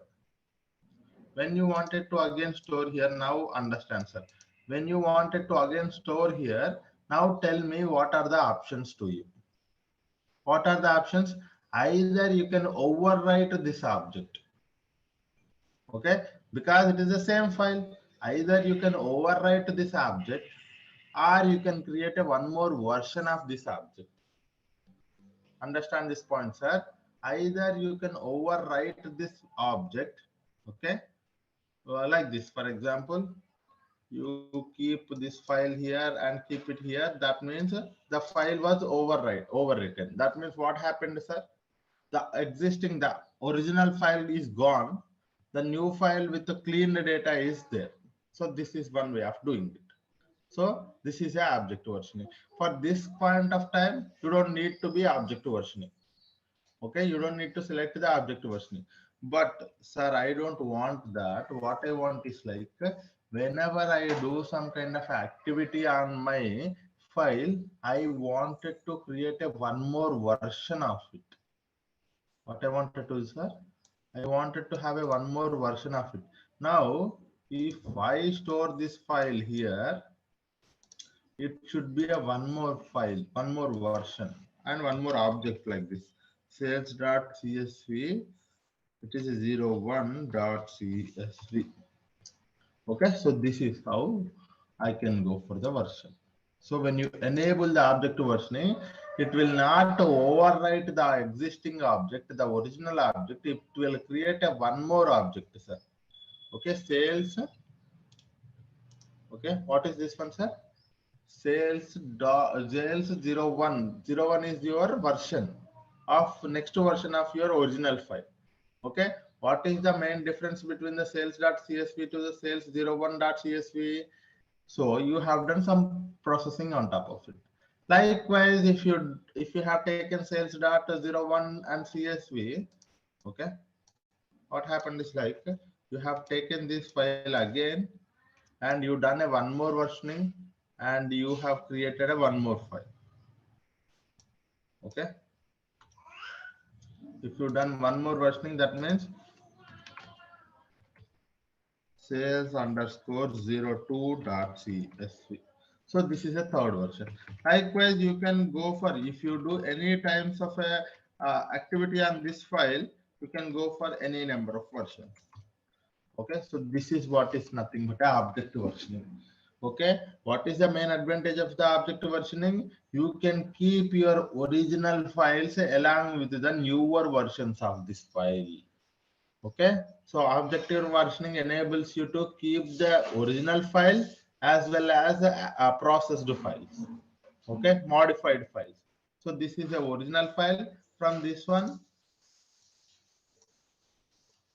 this is a modified file, and from this one, this is a one more modified file.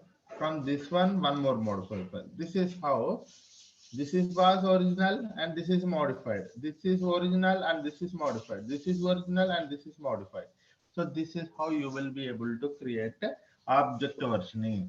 But if you don't enable the object versioning, what will happen, sir? all this will be overwritten. So you don't find these versions, you will only find this thing. Okay, all files will be with the same name and it will be overwritten to the overwritten. So this is how you will only be finding a sales.csv. But if you enable the versioning, then you will be able to find like this. But the question is, how many levels of object versioning I can have? Sir, I can go, for example, 1, 2, 3, 4, 5, 6, 7, 8, 9, 10. How many versions I can enable? Or how many levels of object versioning I can have? So that thing you can actually select in your here. Okay. So what happens? So when you enable the object versioning, what will happen, sir? For restoring deleted or overwritten objects, to minimize the cost of storing the versions, we recommended to limit the number of non-current versions. So for example, if you enable the object versioning, that means the versioning will already enabled.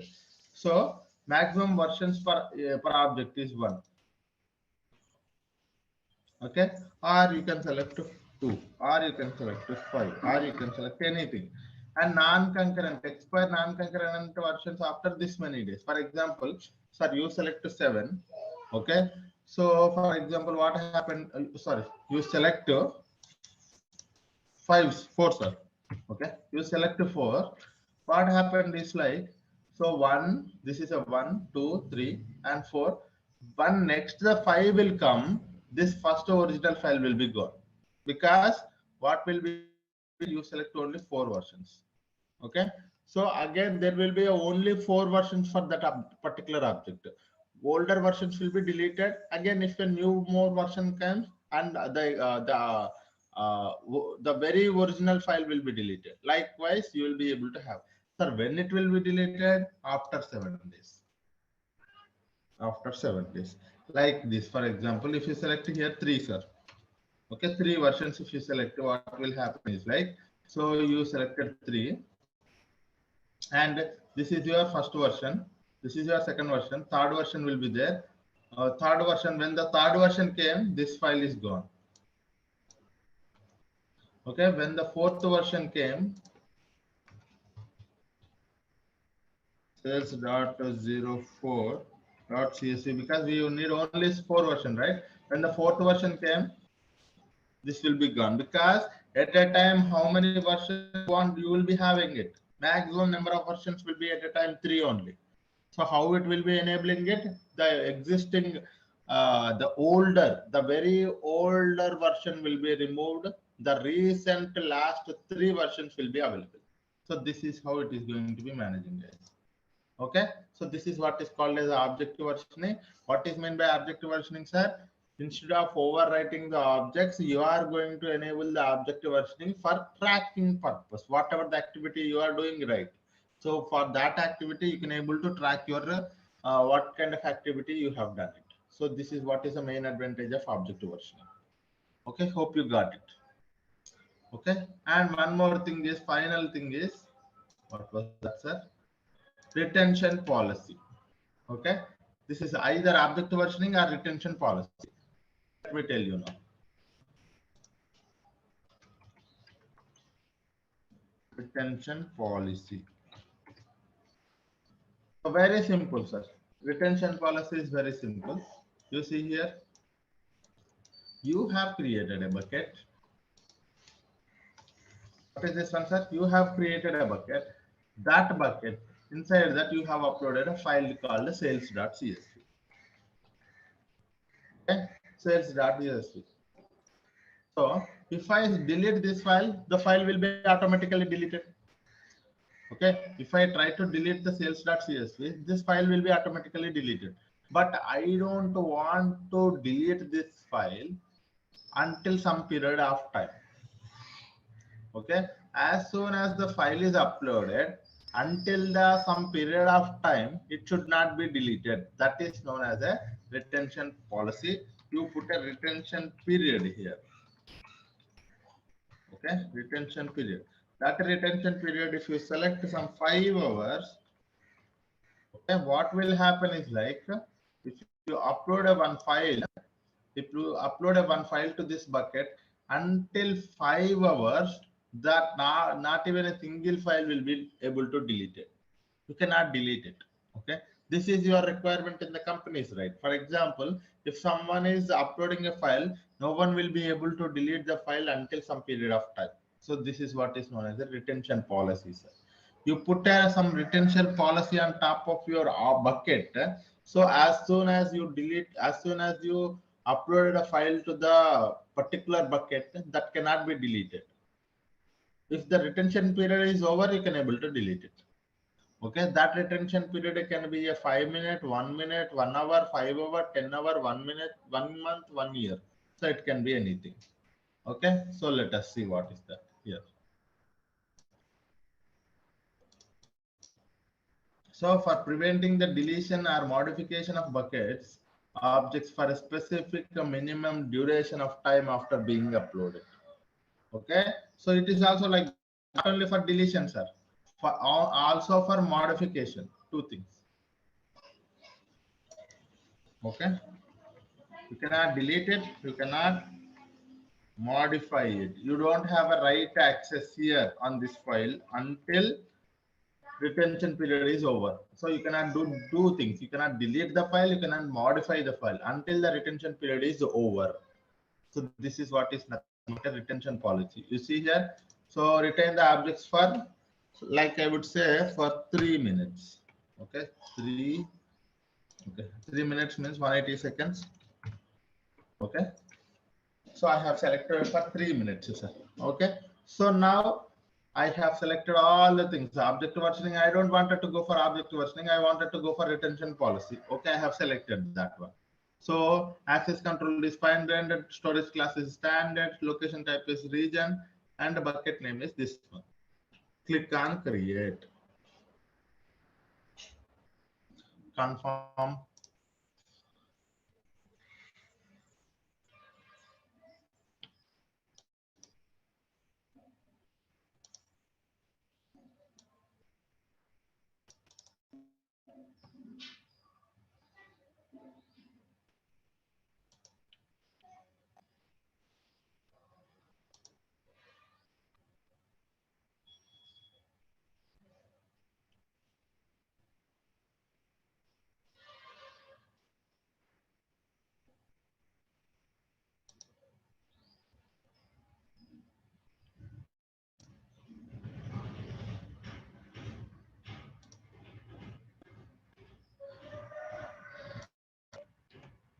Okay, now you see here, sir, bucket storage bucket batch 10 is created. Okay, so you have created a one bucket with all your requirements, sir. For example, let me upload a file. Okay, let me upload a file, guys.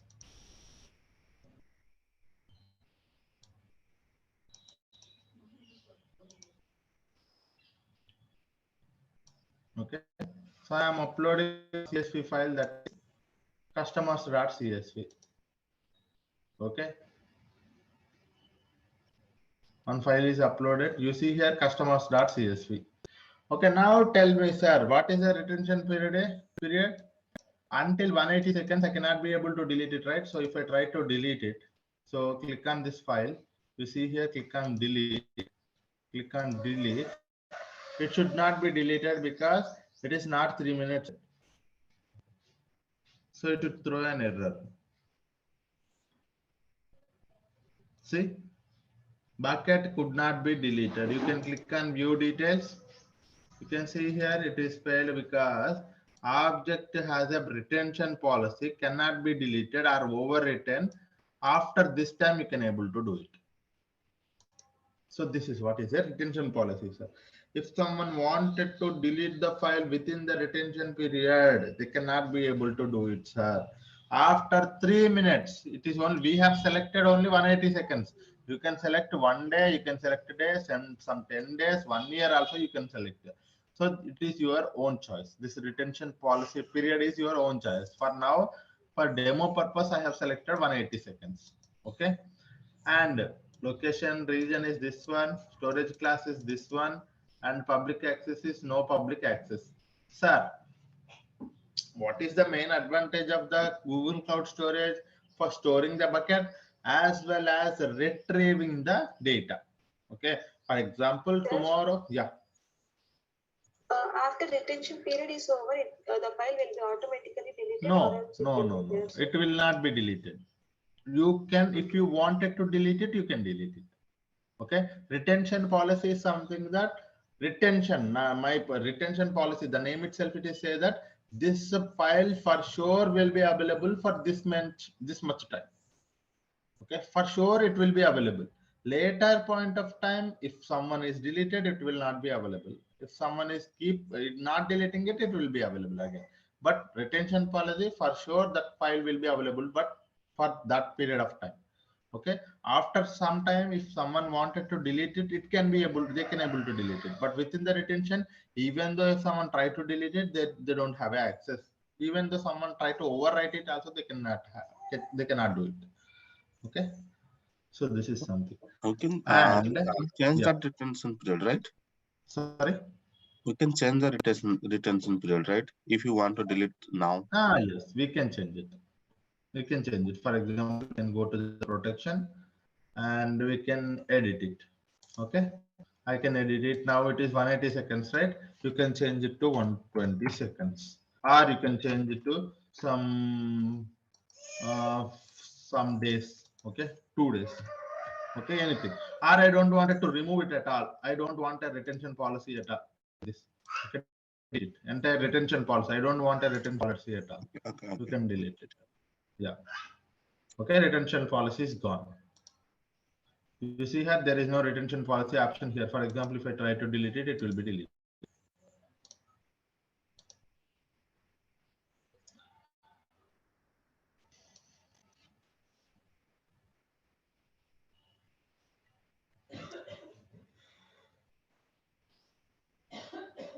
Done, deleted. Okay. So this is how. If you wanted to have a retention policy, you can go. If you don't wanted to have a retention policy, you can remove it. Okay. Now I have uploaded one more file, sir. It can be deleted automatically because it's easy, because there is no retention policy. That's one thing. And sir, now in our Google Cloud Storage, the main activity that we are doing is like storing the data. And one more thing is retrieving the data. Sir, how I can retrieve this file? Okay, how to retrieve the file? I mean, how I can access this file from some other service? For that one, you click on this particular service. Click on the particular object. You see here, this is the metadata of the object, guys. For that particular object, which object you have selected here? You see region underscore country list.csv. This CSV file, this is the metadata of that particular file. Okay, that file is a type is text, size is this one, when it is created, last created, what is the storage class, and public URL is not allowed for authenticated URL. This can be an authenticated URL, sir. This is a GSUtil URL. So what is the difference between this one and this one? Sir, authenticated URL, if someone wanted to access this CSV file from outside the Google Cloud platform, then they can go for this link. If someone wanted to access this particular file from the inside a Google Cloud Platform services, they can go for this path. Okay, so accessing is very important, sir. It is not that I wanted to store the data. It's not my intention to store the data. My intention is to do some processing on top of it. Tomorrow I wanted to do some processing. So main intention is, it's not our main idea to just to store the data. Tomorrow we need to access the file. How to access the file? This is the link of that. Inside the Google Cloud, you can use this link. Outside the Google Cloud, you can use this link. Okay, so these are the accessing. Now, sir, the very good question we have to think about is like, okay, I wanted to provide access to each person. Okay, object level. Anyway, we selected this as a what, sir? Fine grained, right?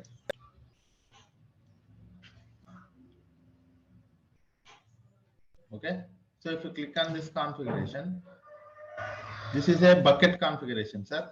You see here, this is a bucket configuration. Okay, inside a bucket configuration, this is a metadata of the bucket.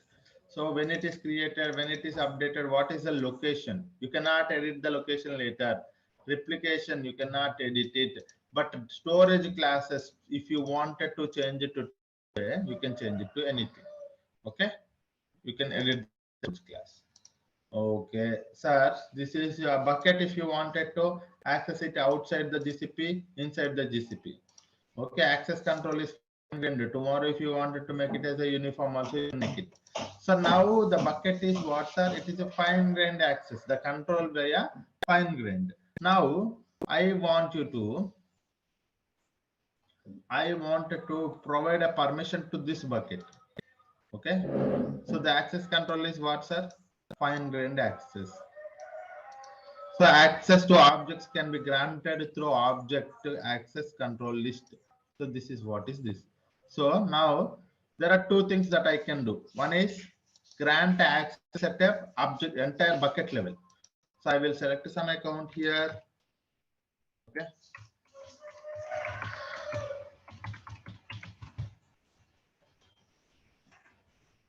Okay, this is not correct name, sir. Anyway, but I'm sorry. Okay, it seems like it is correct only. I didn't create it, but yeah, you go to the Google Cloud Storage, you select a storage admin or storage object admin, creator or viewer. You select one thing, save it. So bucket level, you have provided an access to that particular person. Who is that person? Somewhere here it is. For this person, you have selected object admin. Bucket level storage object admin. That means he is an object admin of this particular bucket from now on. No, sir. I don't want it to provide a bucket level permissions because I don't want it to provide a bucket level because he is a data engineer. He should be only have access to only this file. Okay. So only this file we have to provide access. Then in that case, you see here, you are inside a CSV file. You click on edit access. Okay. What is that user, sir? Add an entry. And it is a user or a group. You select either group also, domain also, project also, public also. You can select user. And what is that name of him? Saidhul Johnny at gmail.com. Okay. And what kind of access you wanted to provide him? Owner access or reader access. That means viewer access or owner access. You can provide a owner access, can save it. Okay. So this is what is nothing but an object level access. You provide an object wise. Okay, you went to the CSV. That means now you can see who has access to this object. So this person, from now on, this person is having access to this bucket. Okay, so these are the all other things are like this editor, owner, viewer, or these are the common, sir. It is about all about project, and user is my account. So you can see here, right? This is my Google account. But any other account entries, any other access, if you wanted to do, you add an entry, you provide a email name or this one, you select here. Okay, whether it is a owner or reader. Okay, so this is how you are going to edit the access of each object. So object level permissions, you are going to achieve it with this option. Okay, hope you got it, guys. Any questions on this one?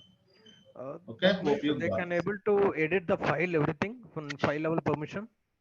So yeah, they can. For example, if you select it is a owner access, they can do it. Okay, reader means Modify just it, they delete can. it. Okay. Modify it, delete it, anything. If I select a reader, he can only view the file. Okay, but they can't upload the file in that bucket, right? No. Okay. If it is reader, no. But if it is a owner, they can upload it, they can create a new file, they can modify it, they can delete it, anything. Okay. Yeah. So this is how you are going to achieve a object level permissions. As I also told you, bucket level permissions can be achieved with the help of what, sir? IAM. You go to this is your bucket. You go to the permissions directly. Bucket level permissions means you are inside a bucket only. You are not going to select anything. So you click on grant access. This is your IAM. Okay, this is you just click on grant access. You select that particular principal or nothing but an account, and you assign a role. Okay, so this is how you are going to achieve a bucket level permissions, and that way you are going to achieve a object level permissions. Clear? Yes. Is it clear, guys? Yeah. Clear. Hope you guys are with me. So this is how two things. Now everything is good, sir. Now I have successfully created a bucket and I have uploaded an object. I selected a retention policy. I know how to select a retention policy. Now I know how to provide a permissions to the bucket level as well as object level also. And I know how to access the file with the help of the outside the GCP, how to access it, inside the GCP, how to access it also. I know that, sir. And I think all the things are here. Okay. So this is all about storage, Google Cloud Storage, creating a bucket from the console. Okay. If you guys have any questions, you can ask me, sir. Otherwise, what I will do is like now, I will try to tell you how to create a bucket with the help of the Cloud Shell.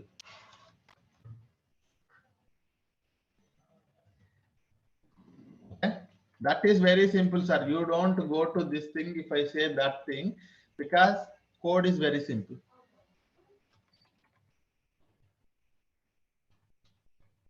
Okay.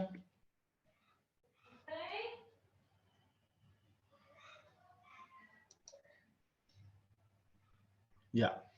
I think no one is having any questions, sir. Now that means we now know that how to create a bucket with the help of a cloud console. Now let me activate the cloud shell. Sir, we now know how to activate the cloud shell also. We go to the top right corner and we click on this activate cloud shell. Yeah, someone is asking a question. Sir, can you just give me one example for ACL? ACL, how you are creating through ACL? So I'll go to this one bucket. I'll click on the file. ACL is nothing but a object level permissions, right? So object level permissions. What does that mean, sir? I have to first select my object. I will select my object. Permission means access right. Click on one. Add an entry. Add a entry, username, and whether it is a reader or owner. Click on show. That's it.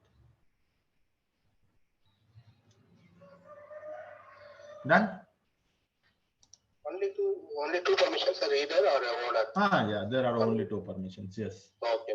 Yeah. Okay. Thank you, sir. Yeah. Okay, guys.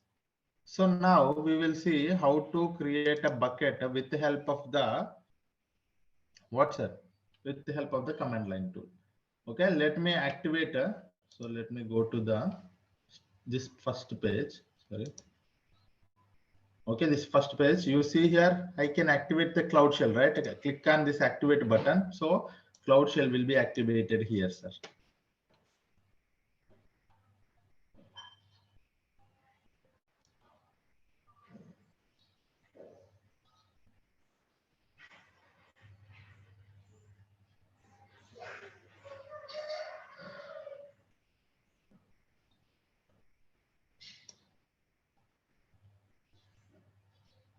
Okay, so even though when you are inside a Cloud Shell also, the very first thing that you have to do is like you have to be selecting a proper project, sir.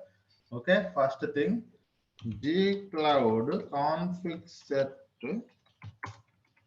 sorry, config set project. Okay, the project you see here, the same code. I have not done anything, sir. The same code I copied and pasted here. Okay, I don't want it to do so. So I copied and pasted here. What is my project ID? I select my this one projects. I select my project ID from here, copy it and paste it here. Click enter. That means it is going to we are going to authorize it. So that means the project will be changed now. Okay, updated property. So from now on, this is the project will be shown here. Okay, this is our project ID where we are working. Okay, so once you selected a proper project, now you have to create a bucket. Sir, very simply, if you wanted to create a bucket, you don't want to worry about all of those things, then just click on commands are gsutil commands, sir. Okay, why they are calling gsutil commands, I will tell you.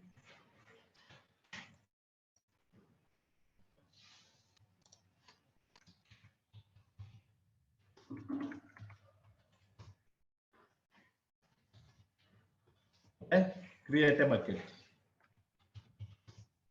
Not only create a bucket, sir. So if you wanted to interact with the command line tool and wanted to create a bucket or object or whatever the thing inside a Google Cloud Storage, all those commands are starting with the GS util, sir. All the commands will start with the GS util.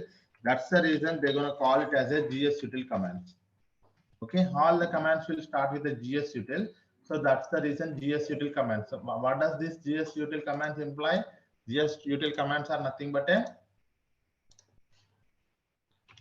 GCS to interact with the GCS. Okay, interact with the GCS from the Cloud Shell. So the GS util commands, all the commands will begin with the GS util, sir. So that's the reason. Now, if I wanted to create a bucket, no worries about that, sir. I do not know about the commands I have already listed here. You have my notes, you see here.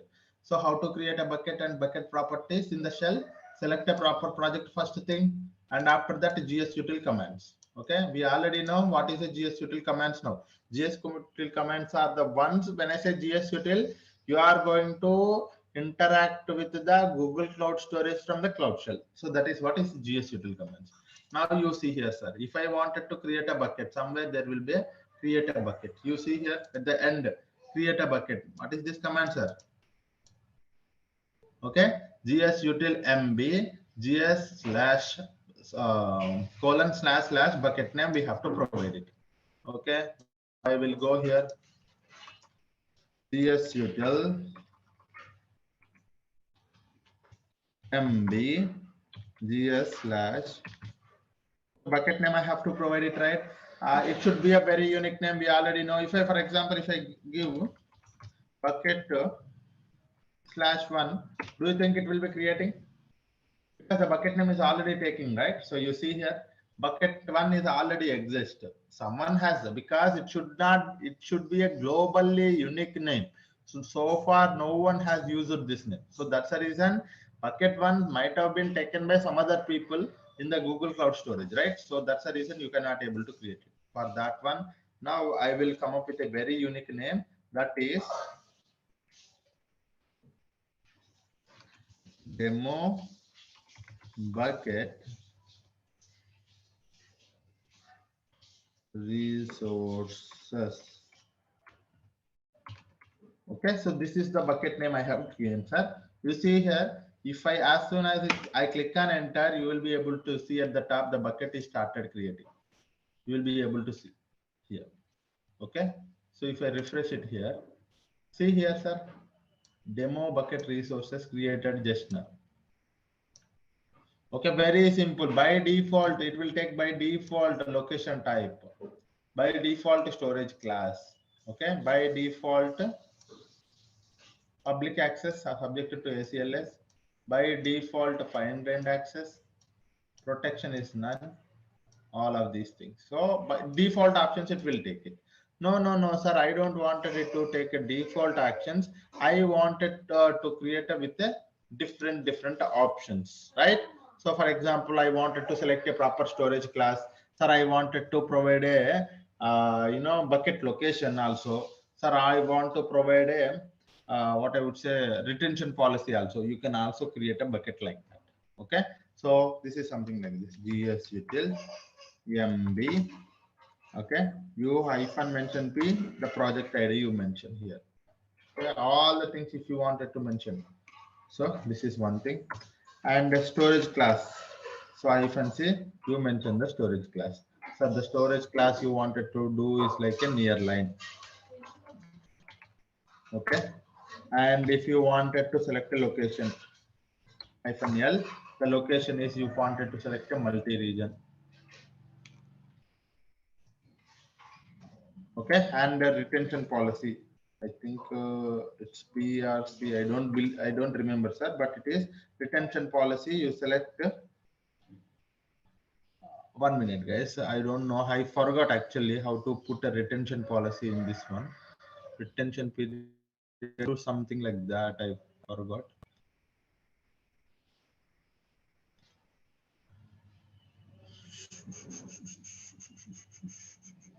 1 minute, guys. Somewhere I forgot.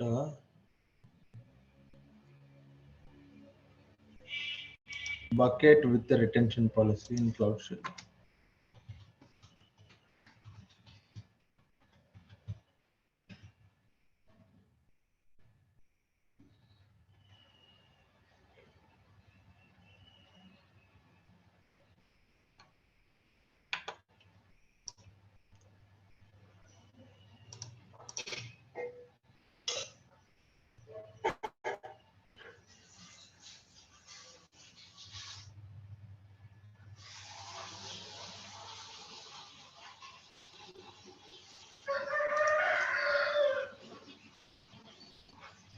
Okay, that I will tell you, sir. Okay, that is fine. And if you wanted to go for uniform bucket level access or fine-grained bucket level access, that is also you can say. So if it is a uniform, you can just mention uniform. Okay, why it's not coming? Hyphen uniform bucket level access. So this is what. Sir, if you don't understand this L, you can also mention like location. So that is also fine. Okay, so if you don't understand, sir, I don't understand this one, hyphen location also you can mention. Location, or if it is you don't understand the storage class, then you can also mention hyphen storage class. Okay, is equals to, you have, I think we have to mention equals to. Whenever we mention hyphen, we have to mention equals to. Equal to. Likewise, we mention project, right? So we will also mention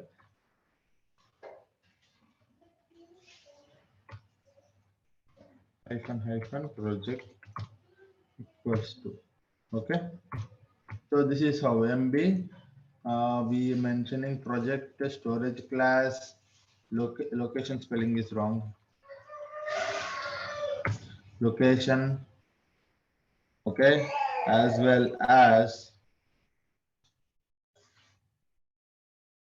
uniform bucket level access. So I think all of the things are here. So what is the final thing that we have to mention, sir? Bucket name we have to mention, right? So I will mention GS // the bucket name I wanted to mention is something I do not know. I do not wanted to create this, something a dummy. I will create it, sir. Later I will delete it. Okay, enter. Something wrong? Okay.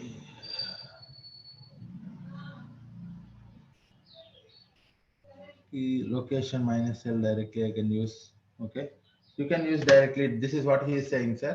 You can directly mention like this. Okay, instead of selecting all of these things.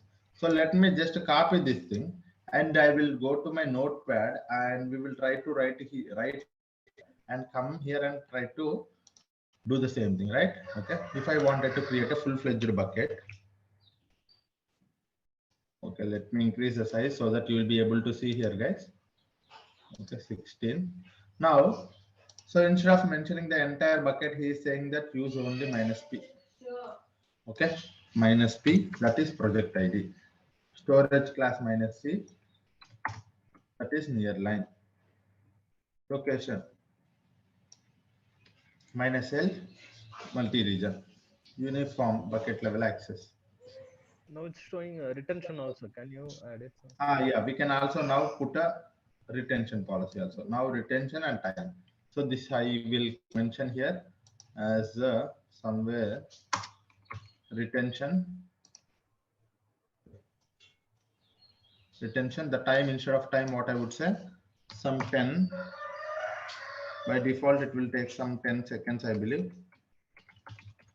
Okay, 10 seconds. Okay, this bucket name, I will put it at the front, sir. I don't want it here.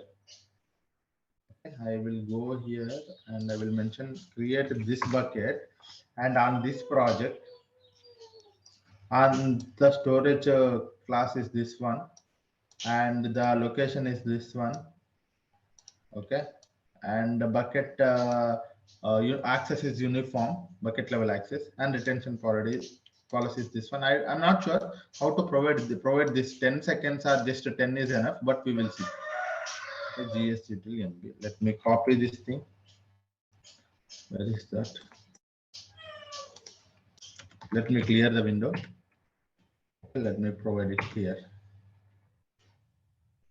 MB does not support file / URLs. Do you mean GS? What does that mean? I have provided that only, right? MB does not support file. Otherwise, we can create the bucket in the existing this one demo. Like No, we can only create a bucket. It's only the bucket. We cannot create a something like this because it shouldn't show like this. Let me try to do it one more time. Okay, instead of this one, what I will do.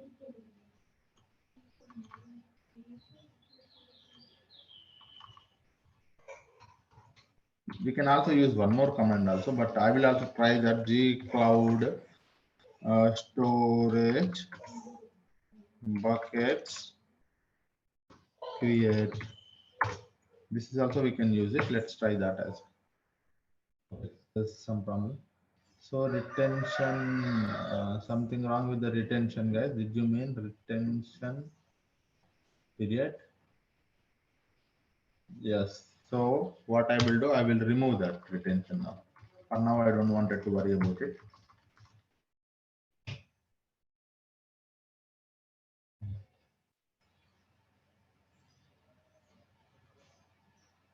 Okay, 1 minute, guys. Let me create a bucket with very simply. I don't want to worry about these things. Okay, I think so. Let me update it here first. Okay, GS util MB. I have given a project ID. So this is my project ID.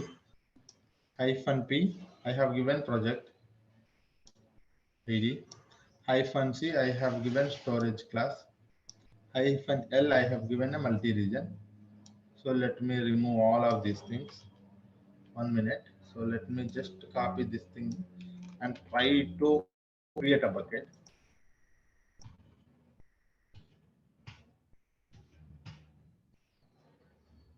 MB does not exist. I don't know what's wrong with it. Did you mean to use a GS / URL?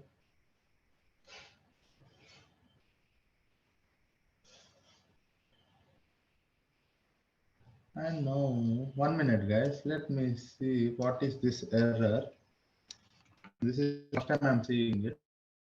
Use right. We created a bucket with the GS there.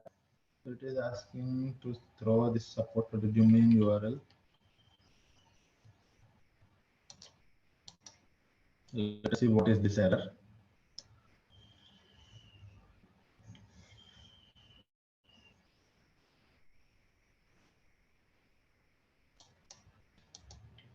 Okay. So in that case, I will do like this. He's saying that you use this at the end. We actually created at the end only first.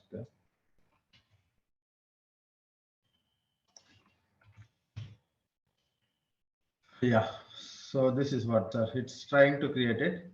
Location constant is not valid. Okay. So the location what we have mentioned is multi-region. In that case, I can select any location. That is also fine. So, but now this is how we create it. Okay, got it right. So let me show you one more time.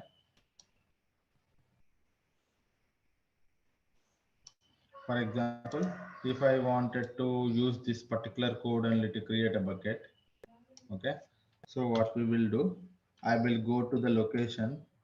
Okay, instead of multi-region, what I will do, I will select some region, sir.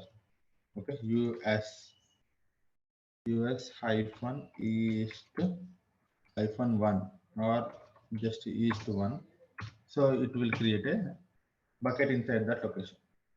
That. So if I refresh it, it will be created here. Okay, see here, something like we have created a bucket name. This is our bucket name, right? Some 20 something like this. So this is what is a bucket. It is created inside a region. This is a region. Okay. So this is how you can able to create a bucket from the Cloud Shell as well. Okay.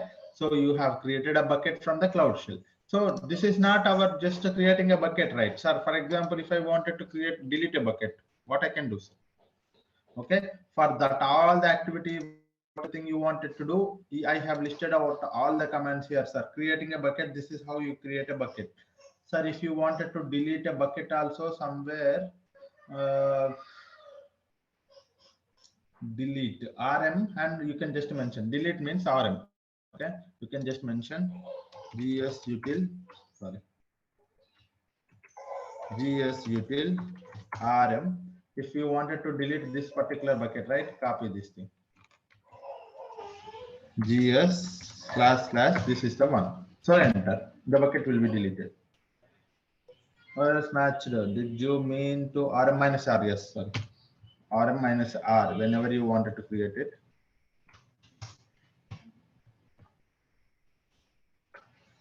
Removed. So if I refresh it, you don't find that particular file here, particular bucket here. Bucket is deleted. So you can create a bucket, delete a bucket. No, sir, I don't want to create a bucket and delete a bucket. For example, just now I have created. So earlier we have created a demo bucket resources, right? In this one, I do not have any files. Okay, what I wanted to do is like, I wanted to copy one file from this bucket to that bucket. Okay, what I wanted to do, sir, I wanted to copy one file from this bucket to that bucket. For example, it is this file, sir. Okay, java file.csv.js. This file I wanted to copy from this bucket to that bucket. Okay, for that one, I'll just go here.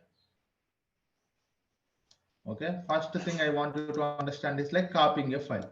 Okay, copy file. So somewhere there will be a copy. So this is cp gs util cp. You wanted to use the existing path and new path, right? gs util cp. What is the path of that existing and the new path? Okay, so I'm going to do what, right? So gs util copy. I wanted to copy. Which files are you wanted to copy? So this is a file. So this file, right? gs util inside this bucket. This is a file I wanted to copy. Copy this path. Okay. To where you wanted to copy, sir? I wanted to copy to. So this bucket, right? Batch 10. This bucket I wanted to copy. The file has to come here. Okay. You copy this thing. Okay. Now you see here //v, enter this one. And while copying also, I wanted to create one file. So it is a Java folder. I wanted to create one folder. So I created one Java folder. Inside that, it has to create that Java file.js has to be moved. Okay. In that case, you see here, sir, it is moved. Operation completed. Copying what's this file to the mentioned bucket. So this file. So if I go here, and now I do not have anything. If I refresh it, I'll be able to see one folder here, Java folder. So Java folder I will see. Inside that I should see the file name. Okay, Java file.cs. Okay, so this is how you can also copy, move a file, delete a file. You can also, sir, I don't want this file now. If you wanted to delete it, you can also delete a file. So any activity, whatever the thing you wanted to do, you can able to do from the Google Cloud Storage, Google Cloud Shell as well. Okay. Okay, guys. Any questions? Sir, in one bucket we can store as many files, Yes. Any number of files you can store. Yes. Sorry. Yeah. While creating a bucket, it will take automatically, right, sir? That multi-region like and all. This will when you using Cloud Shell we can edit, right, sir? I mean, if you wanted to edit it, there can be a way, but the thing is like the code becomes very complex. Okay. Yeah. Yeah. Any other questions, guys? So this is how you actually go through. I mean, you actually wanted to interact with the Google